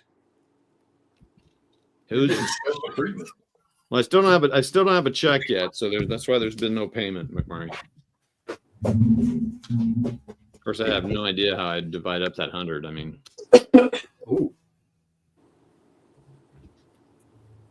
Anyway. what else is happening? So, what's going to be the next game after this goes down? Blue and gray. I don't have it here. It's not on my list to play yet. Yeah, we're not even sure if you're even in your own house right now. If what? We're not even sure if you're even in your own house right now. Why would you? You want me to go check? You throw a rock over there? Oh yeah, when are you gonna send me Battlecry? Because you're not playing it. Hey. Who's sending what? Look at that tunnel. He's kidding. If Battlecry leaves Todd's house, it's not going very far. Yeah, that's kind of already been promised to someone. Sorry, Jeff. Andrew's freaking nieces and nephews have it. He doesn't need another one. What? Wow. I missed that part. What? He said your nieces and nephews have it. I'm like, what? Look I at all see. that fantastic Civil War gameology up there. Finally got my desk all organized. All right. Anybody have any ideas what I should play next? Yeah, pitch in. Germantown. He doesn't have that. What Oh. who should play next? What Todd should play next? Mancoya is going to post a video about this after this, not about this. Cool. Oh man, look at everybody posting vids. Nice. I read a I think blurb you about should the play channel. Jeff Historical Valley. Association asked me to do. Oh, look at that! The World War I Historical Association wants to promote his channel in their newsletters. Talk about big time. Ooh, Yeah, dude. There you Big time, go. big time. that's cool. Todd, we need you to pan up above your shelves. Oh yeah. I know what you're gonna say. Can It's you up read there. that up there, Jeffy? No, I can't. That's hard to see.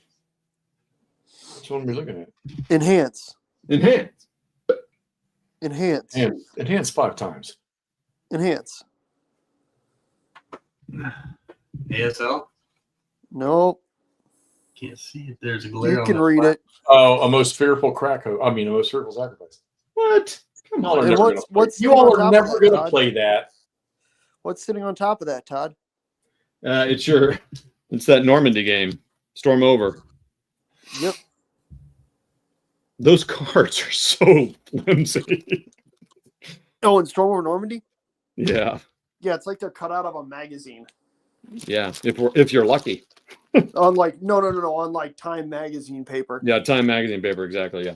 I have a bunch of sleeved just trash cards we can stick them into. Yeah, that's what I've done before when I I've didn't just know made you had the cards. Russian campaign.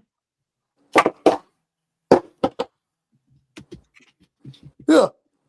He's got the recent version of it. I played through the original. Andrew is OG. No, dickhead. Jesus. Man, some days, I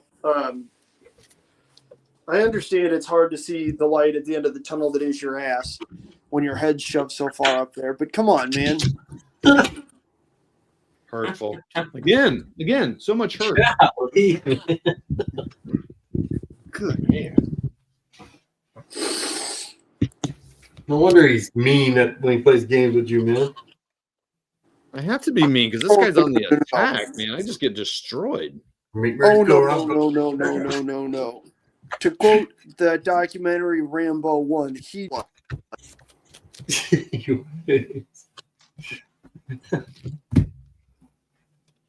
Yeah, What it's I do important to appreciate about remember these bags here is they poke a little hole in them so you can actually express the air out of them, make them tight. Yeah. Yeah. that. Ooh. Like a twigger. Like a toiga. Why I want you to do Axis Empires? I know, I saw that. I'm going to act like I didn't see that one. Oh, man, he mentioned it twice. Remember, most of the games Todd buys don't get played. Play Russian Well, that's campaign. nice, Tango. I think that's like a major commitment, man. Russian campaign. What? Axis Empires. Oh. Why are we staring at your bookshelf with no games? Because you asked for him to show the bookshelf. I thought people like looking at stacks of games. Well, you're not. We're just looking at the joint between one of your shelves. There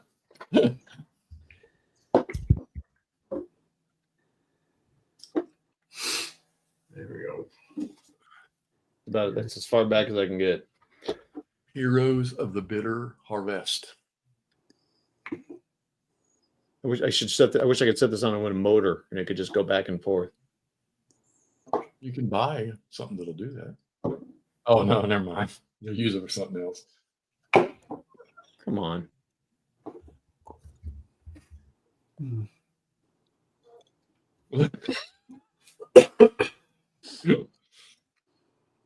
You haven't played Imperial Tide. You haven't played freaking. I have Russian played campaign. Imperial Tide, actually. Mighty Endeavor. I repunched my Mighty Endeavor the other Free punch. night. Reclip. I'm sorry. I mean, if I want something simple that's new, I could do Traces of War. You haven't played NATO.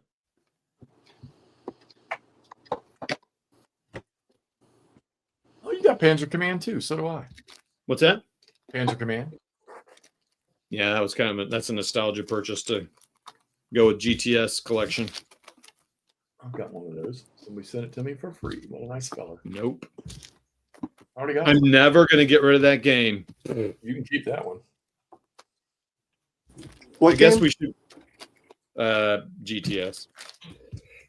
We should probably on the 10th, but the 10th will be too late, but we should probably put like over-unders bets on the games the system that is my favorite that'll be off the shelf at the end of 25 or at the end of January.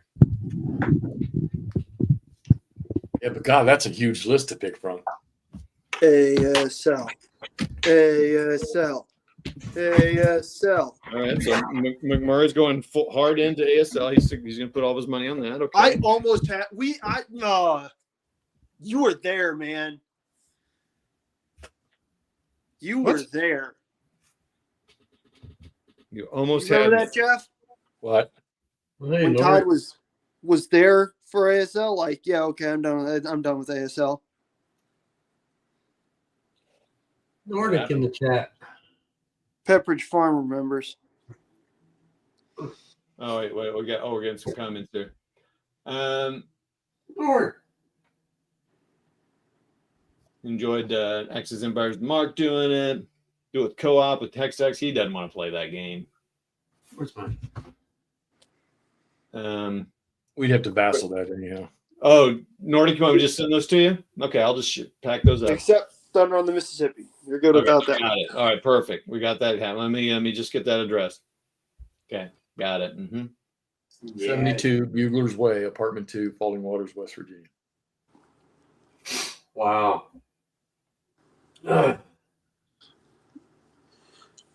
Who's Vanilla Cake? What are you talking about? What are you talking about? Well, one thing that's happening this year, sometime, is this system, not this game. Oh. As soon as we get Stiggies, Come on, Stigmeyer. just bring that with you when you come out here, so you can leave it here when you go. I'm not bringing that one. Oh yeah. I'm not bringing mine. You have it. No, but I'm going to be giving the second one. Oh, Pepperidge Farms. Yes. Pepperidge Farm. Oh, it's probably Petridge in Canada. You guys say things different. Sorry. Hey, Well, that feels good. Another thing in.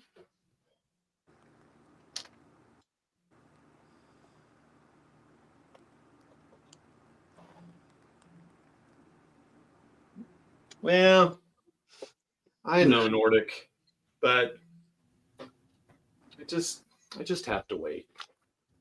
Don't ask me why. All right, let's see here. I go to one of my standards, or what I need to be doing is spending time clipping those counters for ASL. I guess I could go. I didn't see. We could just start a clipping show here. that would be novel. Yeah, no one's ever done that. Isn't that what Ardwolf does? Yeah. Yes. We could start drinking alcohol. Drink I'm my good. bourbon. I don't think I could actually, well, especially these ASL counters. It's different, man. I gotta think about how I'm sorting them, and I don't think Todd has played Kiev to Rostov, but Rostov 41 is his favorite SCS game. except Ro- for Rostov you sit on the is shelf. his. He doesn't even have that anymore, does he? These are my favorite STS games. You got rid of Todd? Yeah. I don't think he has any more SCS games. Maybe Traces of War, the Victory game. I have 2 left. What two? Oh, Mighty Endeavor. Yeah, okay. Bastogne. So.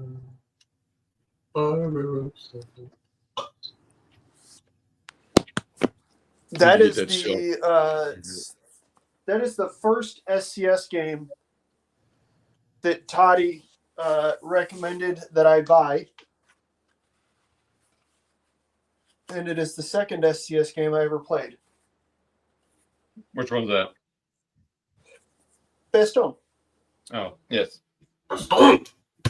You recommended I get that, and I ordered it, and then I asked you about Stalingrad Pocket 2, and you said, yeah, that one's good too. And I ordered that, but Stalingrad Pocket 2 got here sooner. So I played Stalingrad Pocket 2 and then Bastogne. Both very fun games. Campaign game for Bastogne is a little more manageable for me than campaign Yeah, I think games you for ultimately like Bastogne more than Stalingrad Pocket 2. Stalingrad Pocket 2 is fun, but A, I'm not a huge fan of reserve markers, and B, dude, that campaign really does grind. I have not played that. That is the series I'd like to get, at a minimum, play a couple of the small scenarios and see if I want to keep at it this year. I just really like the look of them. I just don't know if I want to play it at that level. What game? Every time I see it played, I'm like, it's so great looking. Jeff likes it. I think he likes it better than OCS. It's the best East front system out there. What games are those, Toddy? What's that? EFS. East front system. Yeah. All right, Nordic. Do some OCS and EFS on your channel. That'd be great.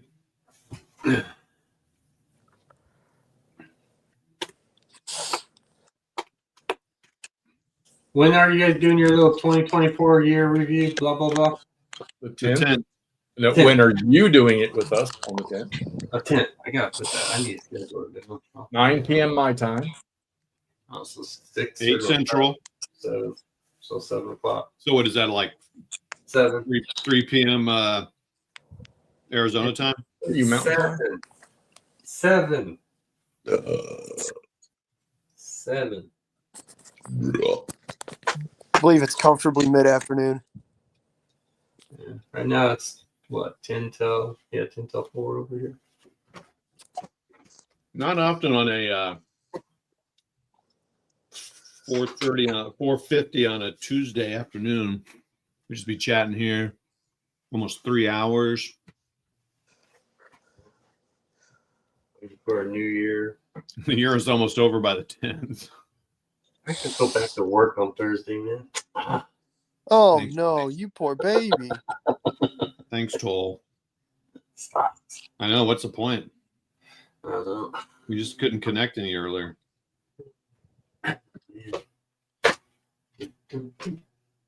Nanguaya, I'm super happy that I found some plastic World War I German soldiers the same size as the World War II ones that I played as a kid. Still amazed. Is that 172nd, 76, or something different? Are you going to do anything with them, or are you just more having them to kind of just have nostalgia thing, which is fine too. I've got a set of those 172nd figures, almost just more nostalgia because I love those things as a kid.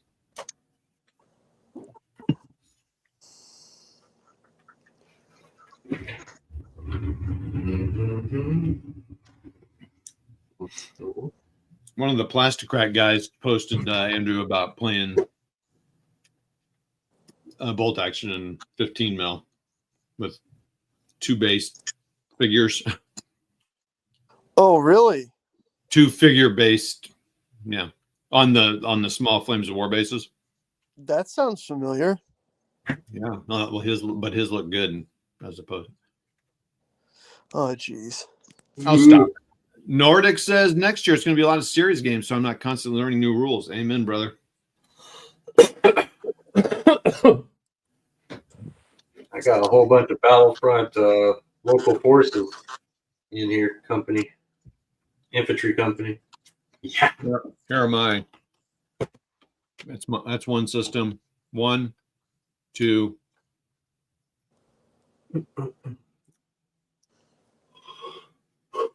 3.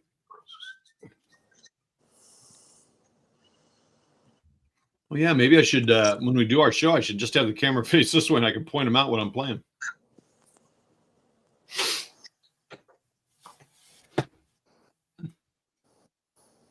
Doobie doobie doobie doobie doo doo doo. So everyone just gonna be asleep during midnight or what? And then Goya says very close to 172nd. Oh, I don't know. I drank some coffee today. I'll probably be awake. I'll try. Just try. I'll go to Plastic Show. That's a good site. Oh, Nordic. Oh, yeah. I got 5 operational stages, libraries, and Napoleon games that need playing, and I tend to play them all. Do it, Nordic. Do it. Just enjoy the thing, man. Early World War II, as the Germans have the pickle thing. Can't remember how to spell them. Think you're going to use them for any games, Nagoya? Did you already say that? Did you already answer my question on that? Early No, World man, War Eagle Alba? The spike helmet? Yeah, I think that's what he's talking about. Yeah, buddy.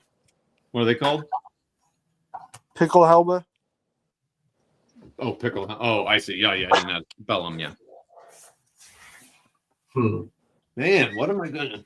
Do I pull Battlecry, or do I actually play one of these Command and Colors Napoleonics for a change? I don't know what. Do Command and Colors. I like to see you guys. Or that's the block stuff, right? Yep. Yeah. Yeah, I like to see you guys move some blocks around. Blocky block. Yeah. No. Warriors, come out and play.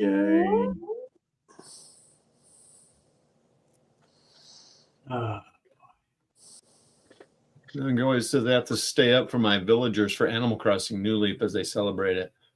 I'll be awake until 8 p.m. tomorrow evening. I've got 6 of the OSG series, and that includes playing. Cool.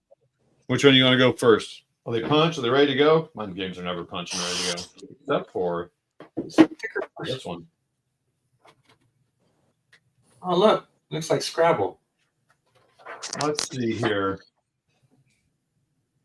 Rolica, Corona, Vimerio, Rivercoa, Talavera, Basaco, Salamanca, Garcia Hernandez, Salamanca, Waterloo, Combat the Terror. Oh, I should do Quattro Bra since I just played that. Quarter Bras? Does it have a lignite? Quattro Bra. It does not have a lineage. They have they do cover those in one of the other modules. Oh, in the Prussian module. Oh yeah, probably. Yeah, this is all France versus Britain, so with some other.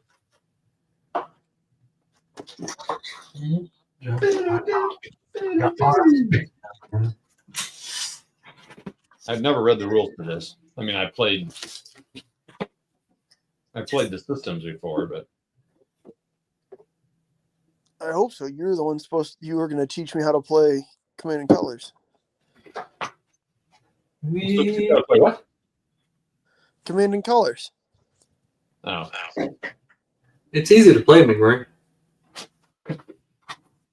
I thought you played with Chris before. I've played with Chris once. Or Chris and Jay once. Was it Ancients? Yeah. Oh. But I've got a couple of the Ancients. Then I've got the Revolution one, Tricorns and whatnot. Oh, Tricorn, yeah. Yeah.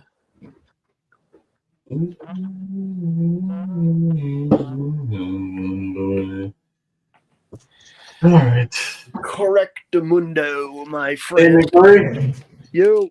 I wonder if I should send the pics in for analog. If I could do that right now. Would these be still accepted before the first? Honestly, I just do it and label it with your day of the week. All right, I'll do that then. Saturday's my day. Send a picture of your Hex Encounter game into it. Whatever. That's my one Hex Encounter game of the year. There you go, buddy. So Yeah. it works. Thank God tomorrow starts a new year. What are you playing next? Well, we gotta wait till December, huh?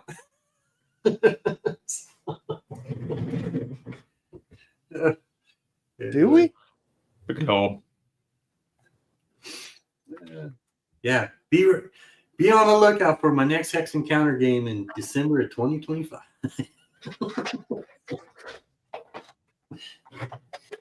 Oh man. It'll be Germantown. I'm gonna do Germantown.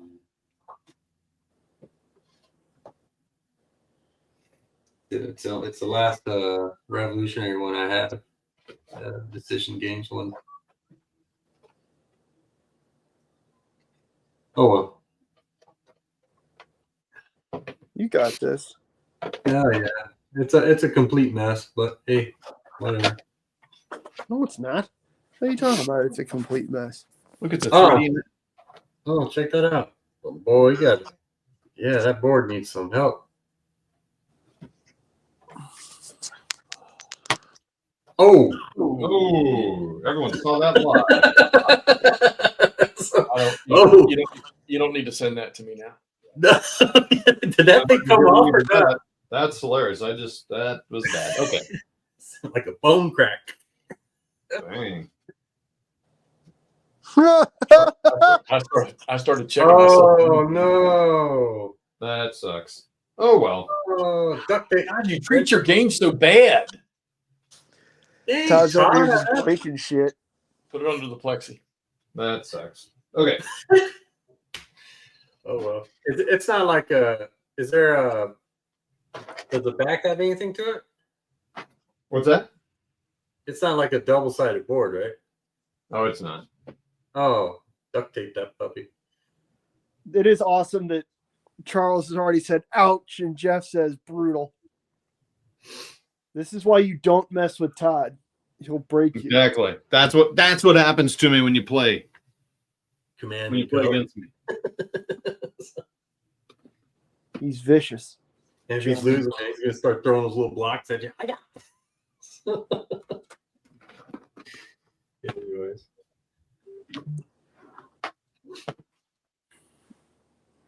That was for you, Brian. What's interesting though is like where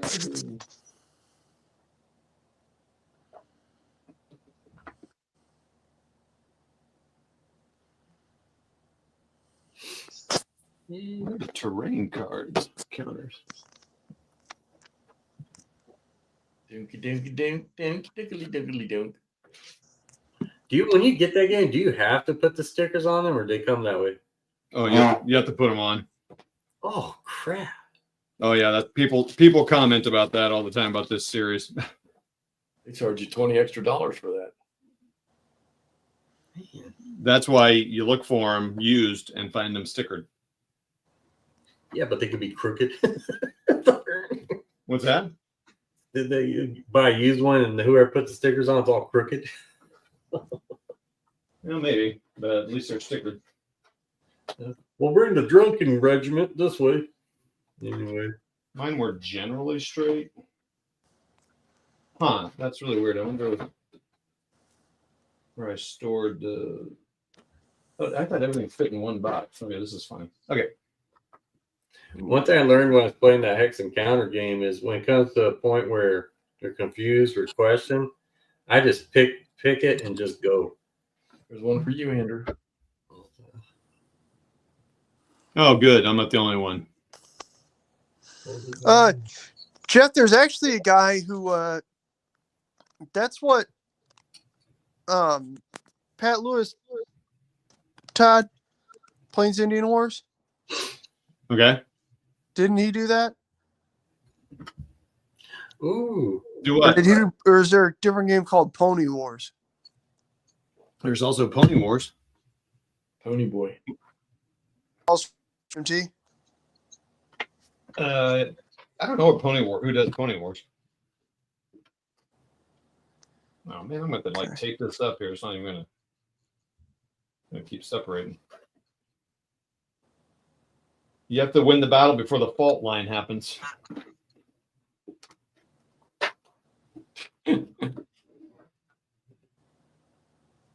Before the fault line happens, what? I might have to if I can find another board. Like you're in Geronimo in this one, huh? What's that? Oh, it's just some Arizona action in this Plains Indian War, looks like.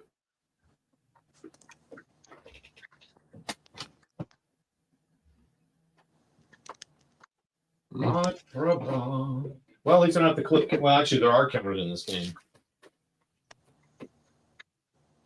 Yeah, that's a true rivers. 2 bridges.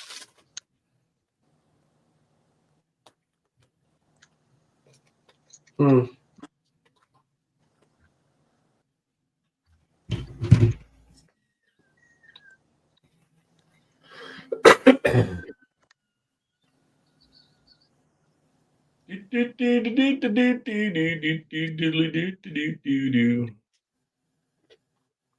I think Charles said no to blocks. He's not a block dude. Same here. Skies above Britain, huh?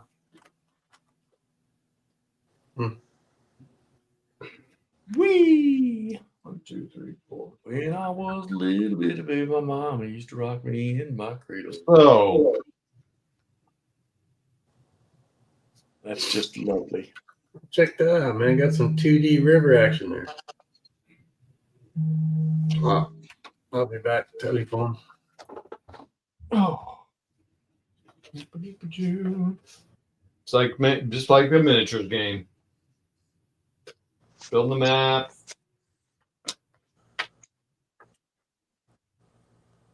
Making rivers. Rivers, river, old man rivers. Okay. Oh, Let's see. So another straight one here, and then an end. And a bridge.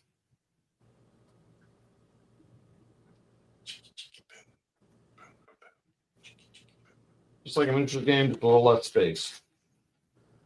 And no miniatures. boom, shakalaka boom.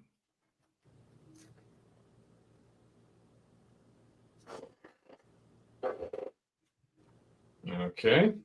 In a dark wood It's always a with challenge. EMPs. Games though is finding the pieces you need.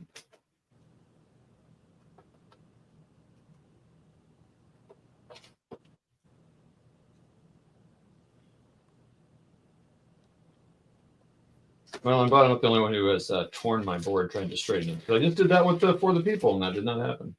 Oh, there we go. There goes the bridge.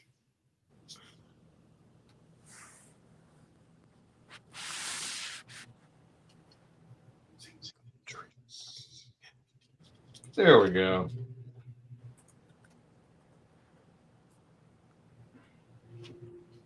Forest, 1, 2, 3, right in the middle there. Boom. Forest. Forest. I have musket and pike in Anguilla, but not horse and musket. Oh, I need another bridge.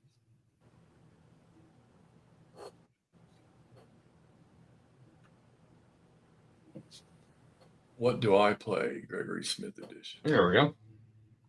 I can't get into those. I would probably be curious about one of the tank solitaire games, maybe even the World War I flying games. Maybe wouldn't last long, but it'd be kind of fun.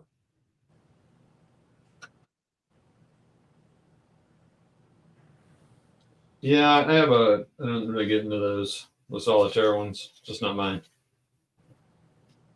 I like the idea of them, but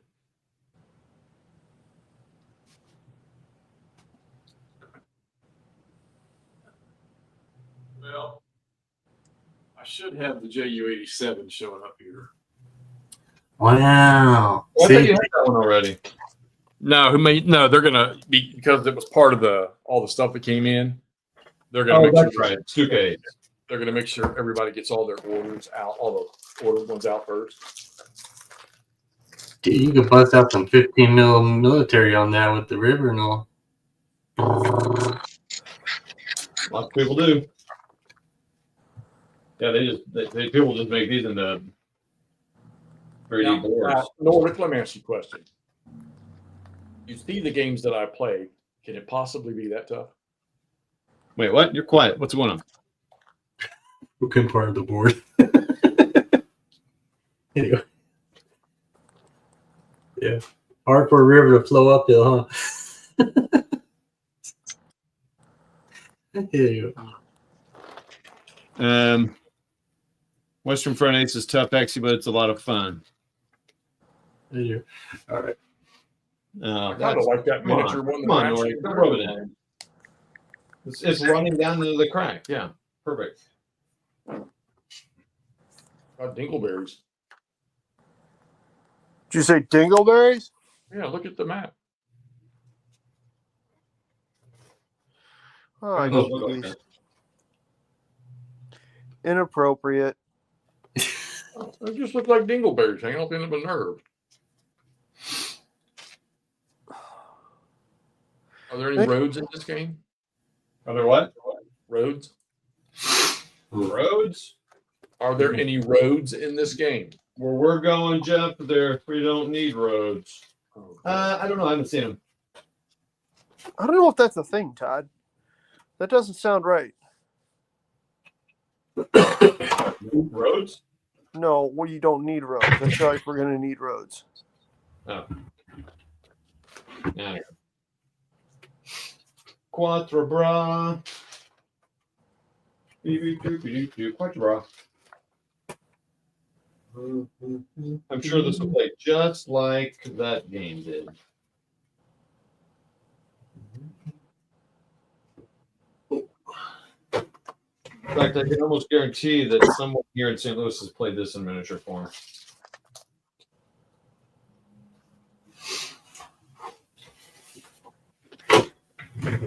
Wait a minute. This is Quatre Bras?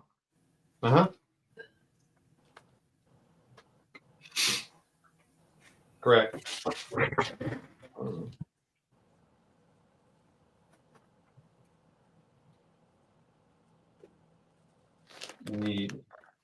I need 2 towns.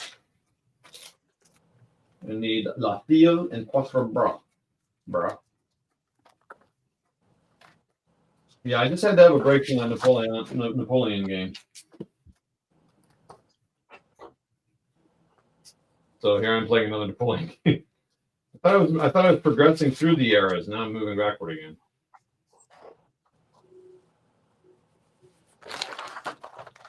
Still taking your work test there, Andrew? What's up? Still doing your work? No, I finished up. Paid my property tax, did all the goofy stuff nobody likes doing. Yeah, got to do that property tax at the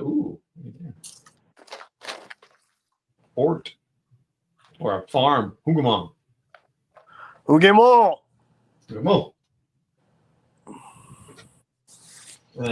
Yeah, I know this property tax stuff. That's always fun. I'm assuming that's Quatre Bras. Correct. You assume correctly. Oh, I also don't have any idea when. Oh, where's this? Oh.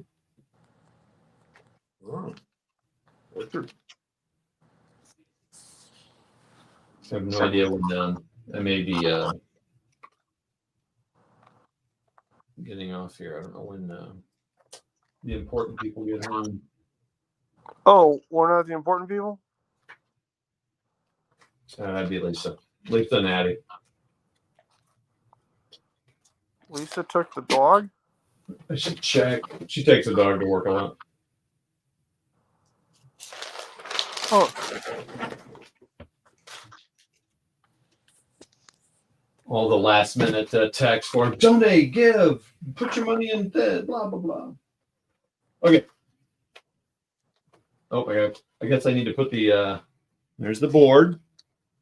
Ooh, look at that. Now you can, now the embargo's been lifted, you can show it.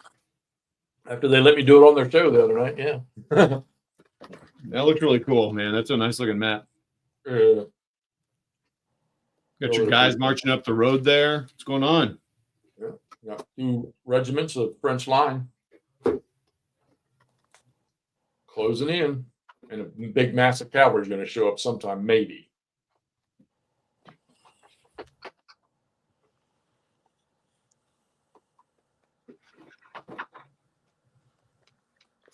That doesn't sound good for the Brits. Sharp's there. The 95th? Yep. There you go. That's La Haye Saint, Lord.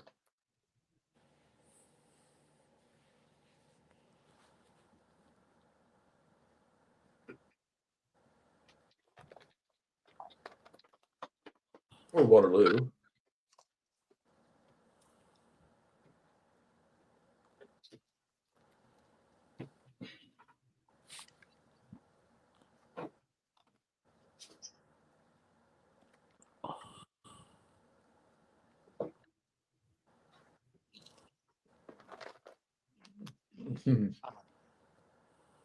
Well, Todd's already played Quattro Ball and wiped out all of Wellington's forces, so my battle ought to be easy.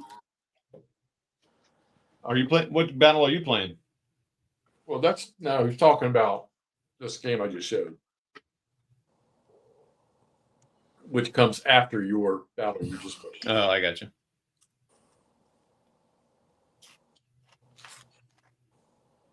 Yes, Texas battle, Quattro Bra, Texas. And you answered him. I'm not fighting Waterloo. Let's see here. FA. I am curious to see how this works. Foot artillery. What's that? I'm curious to see how this game works. Oh, this one here? Yeah.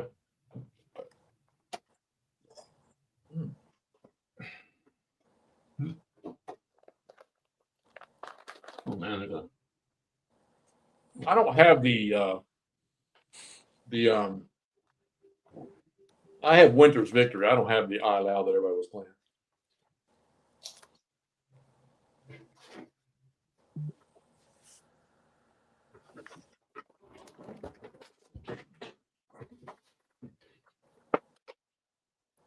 all right.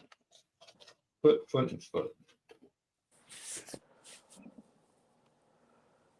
What I need to learn, which I don't know, is how many blocks go with each unit.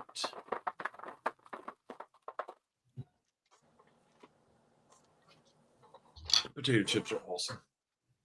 No, the only reason I haven't played it, Jeff, is because it's funny because you would have thought I would have known this. Because after I clipped it and sorted it, was looking through the rulebook, I realized, hey, this is nothing but Wellington's Victory. And then Kev Sharp informed me, yeah, a dude is taken from that system. I didn't know it. Fortunately, I only paid like $70 for it. So.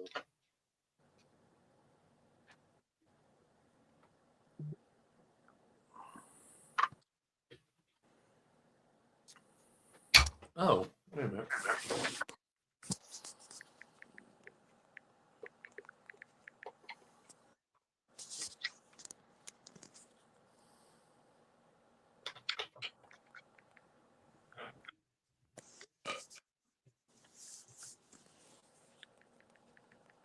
You mean this game, Nord?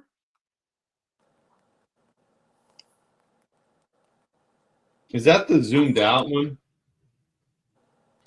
That's the most expensive one there is if you can find and get your hands on. Oh, so it's still the library system? Yeah. Mm-hmm.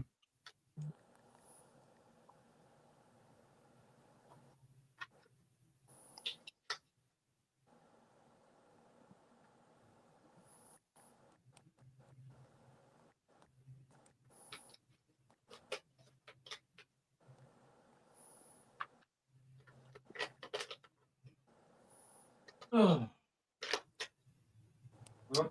I go on call at 8 in the morning. I don't. That's probably with my luck, Jeff. That's probably the original. I don't know. I haven't gotten into it enough to tell you. But I can tell you.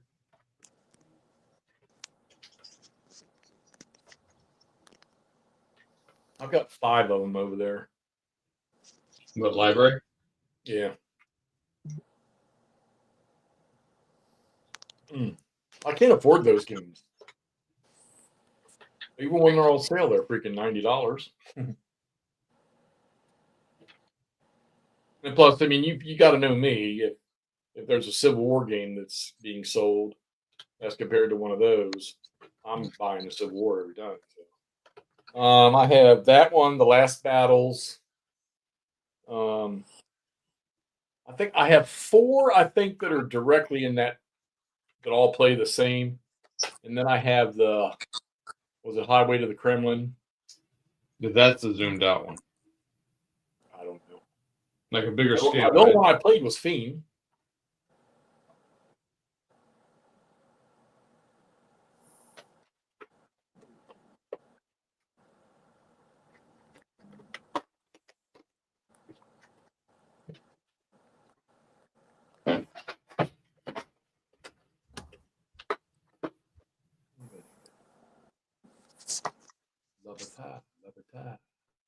Victory banner. You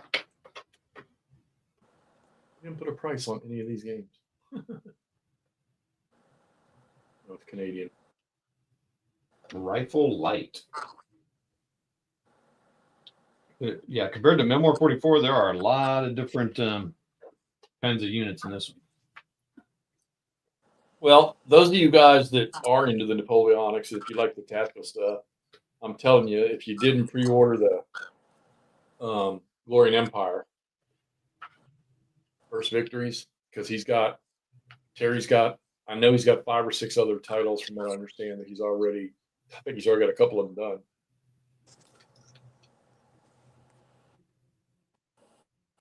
Yeah, it'll be interesting to watch that come out into the real world and start getting played. Well, and the cool part about it is having 3 sets of rules. Yeah, And the way each one grows on the other one. Yep. It's really cool.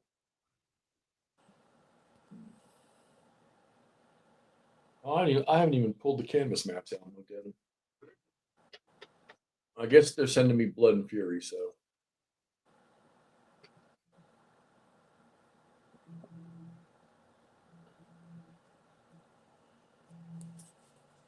Well, I got my first turn done in that SK game.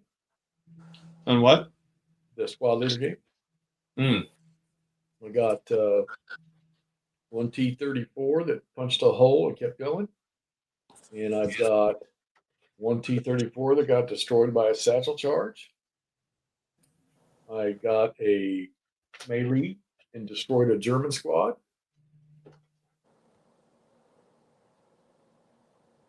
Chevardino. What do you mean you're working on Chevardino, Jeff?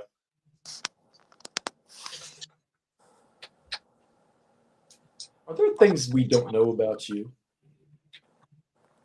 Who, Jeff? Yeah. Probably.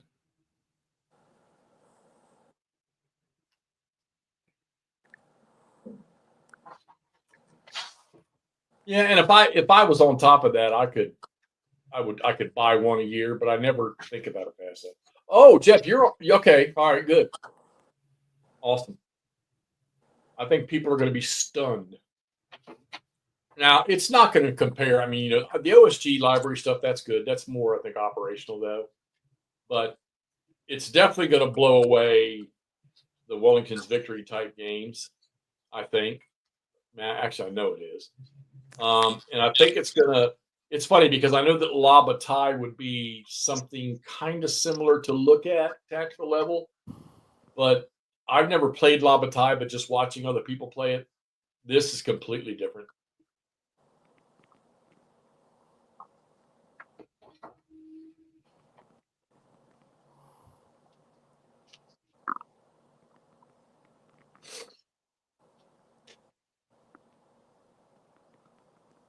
Are you working on that with Terry, Jeff, or?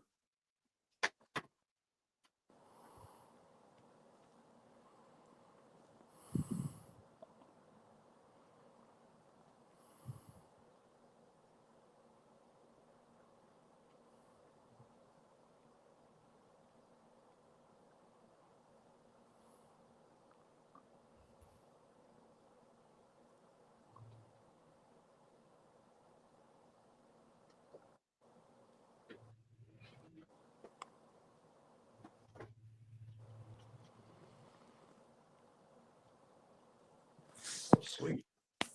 All right. So setting up here. We'll Quattro Bra. Andrew fell asleep. Interesting to see. I mean, I know the basics of It was close, yeah. I'm sitting here only freaking 20 after 6, and I'm struggling. You fading? Sticking around, boys. Are you fading? Fading? Oh. Yeah, I mean, I've been. Well, Jeffy's totally faded, bruh. I'm going to go play some more here. I need to play some more of that other tank game that I'm playing. Excuse me. I look forward to all of those, Jeff. I really do. I think that you guys have found something with this. And of course, Jeff, do you come from the Labatai background too, or? Okay, I'm back.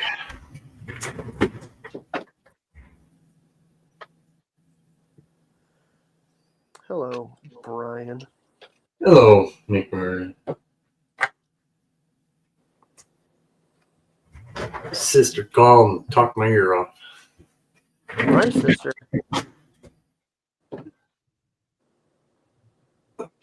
Hardly appropriate to be talking about my sister. Oh, I just said she talked my ear off, man. You want to get her online? What's my sister doing talking to you? And my sister is like 67, 68 years Oh, old. your sister. Oh, she's Yeah. running my wheelhouse. That's my second oldest sister. My oldest sister just turned 70. Your second oldest sister's right in my wheelhouse. And my youngest sister is 62. And then there's me at 51. Wait, whoa, Jeff, wait, whoa, buddy. Now I thought that name was familiar. Dude, I used to compete in Ghost Recon. The first two or three that they made. Close Combat, one of the best series ever made. I have all that stuff. Some got Jeff excited here. Yeah, dude. Someone's got Jeff all fired up. I love all the Ghost Recons. We used to get on there on the weekends, me and 3 or 4 other guys, and we would co-op the missions. It's funny, too, because we used to struggle with one of the first ones where you got to go into that cave and get that guy out of that cave and take out the 2 guards around him. We used to struggle with that. That was, and then my thing is, it's kind of like Call of Duty, the same thing in Rainbow Six, Raven Shield. So we used to compete. We started Delta Force 2, Ghost Recon. We played Rainbow Six as far as Raven Shield, and then they screwed that up with the Vegas ones, or as far as competition on the PC. And the Call of Duty ones, we stopped competing in Call of Duty after United Offensive because it started becoming a port and it sucked.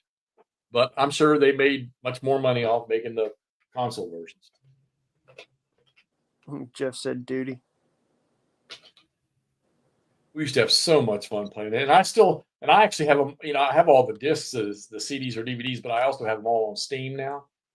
And every time I turn my Steam on, after I go through the 500 and some games I have at Steam, and I'm telling myself I want to play Ghost Recon, I'm too tired to play after I went through the list.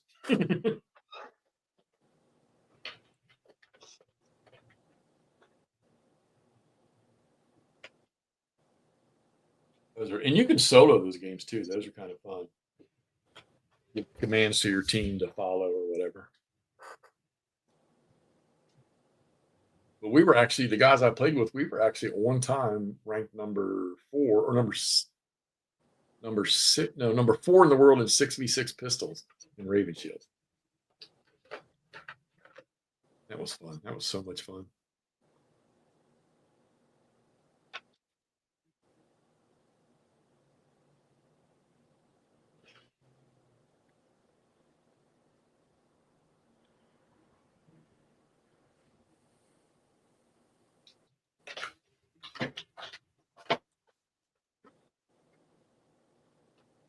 Matter of fact, my Steam logo is the Ghost Recon logo from the first or second game. I think it's the first one.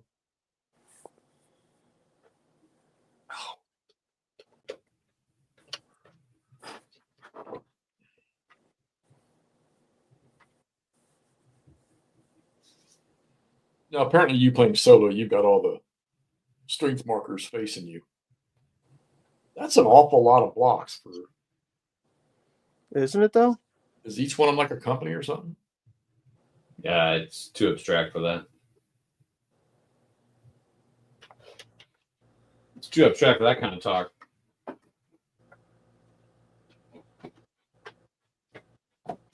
Oh, I'd be so screwed up if you bumped one of those trays, flipped it all on the ground. F. Lee escaped from the For the People box. Oh, like Longstreet did from the other game?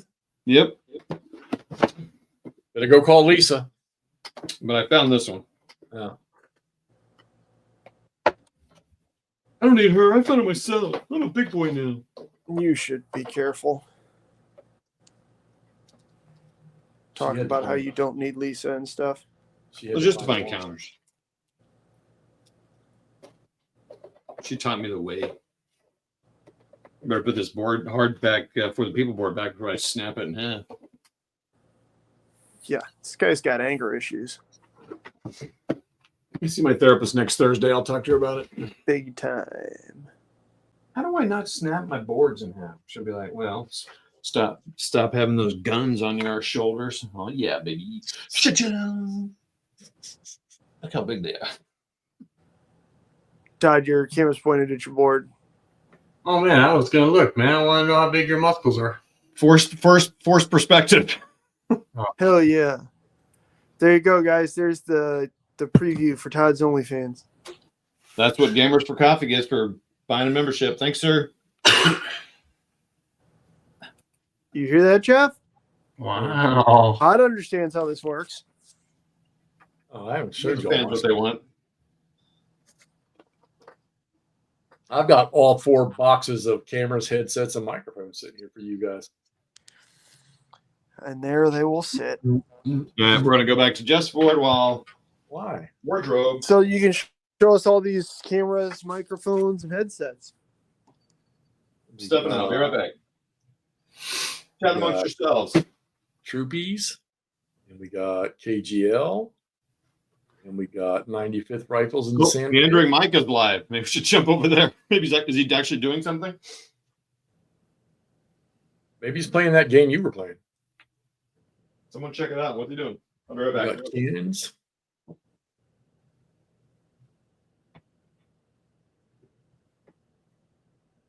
Yeah, I got to sit down and play a little bit more of this, but I got these other things I'm trying to get on. Let's see. Dude, I cannot believe how freaking tired I am. Oh yeah, man, your Mike's doing a New Year's Live. New Year's Live what? New Year's Live meanderings, channel direction, and giveaway. Oh, he's doing a giveaway. Run!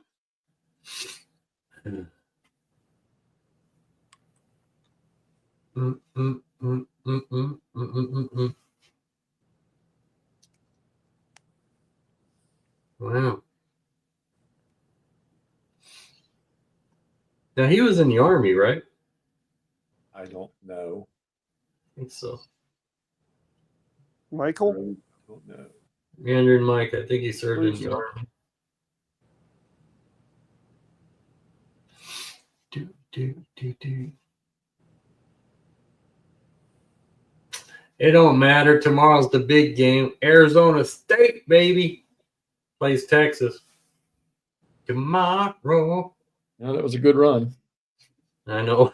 What all That's the kinda- sports announcers in this area seem to be saying. Yeah, that's how it kind of feels over here, man. A lot of people are like, I wouldn't. "Eh." I wouldn't cry one little bit if Arizona State beat them. So, yeah. Hey, man, my wife's been working there for 20 some years, and my daughter goes to school there. So, hey, got to forks up. Well, why are you a Chiefs fan, man, and not a Cardinals fan? Again, like I said, Chiefs fan is because that's the way I was raised, and where we lived, where they lived in Iowa, that was the team they cheered for ever. All right. I'm good with that. My dad raised me right. He said, "You're going to be a Chiefs fan." So,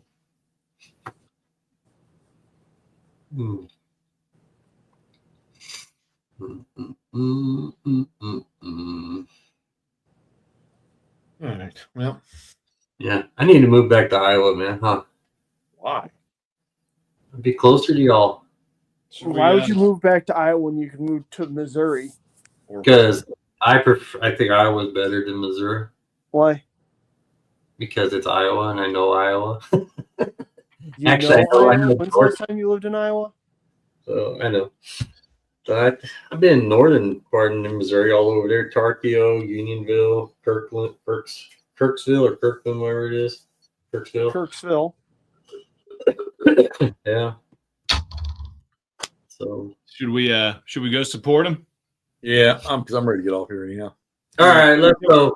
Everybody, Meander thanks so much Mike for on the getting way. on. Go to Meandering Mike's and tell them WarDRobe sent you. All right. Bye. Tell them WarDRobe Bye. sent you. We'll see you. Bye, everybody. Happy New Year. Bye. See you guys later, Paulie.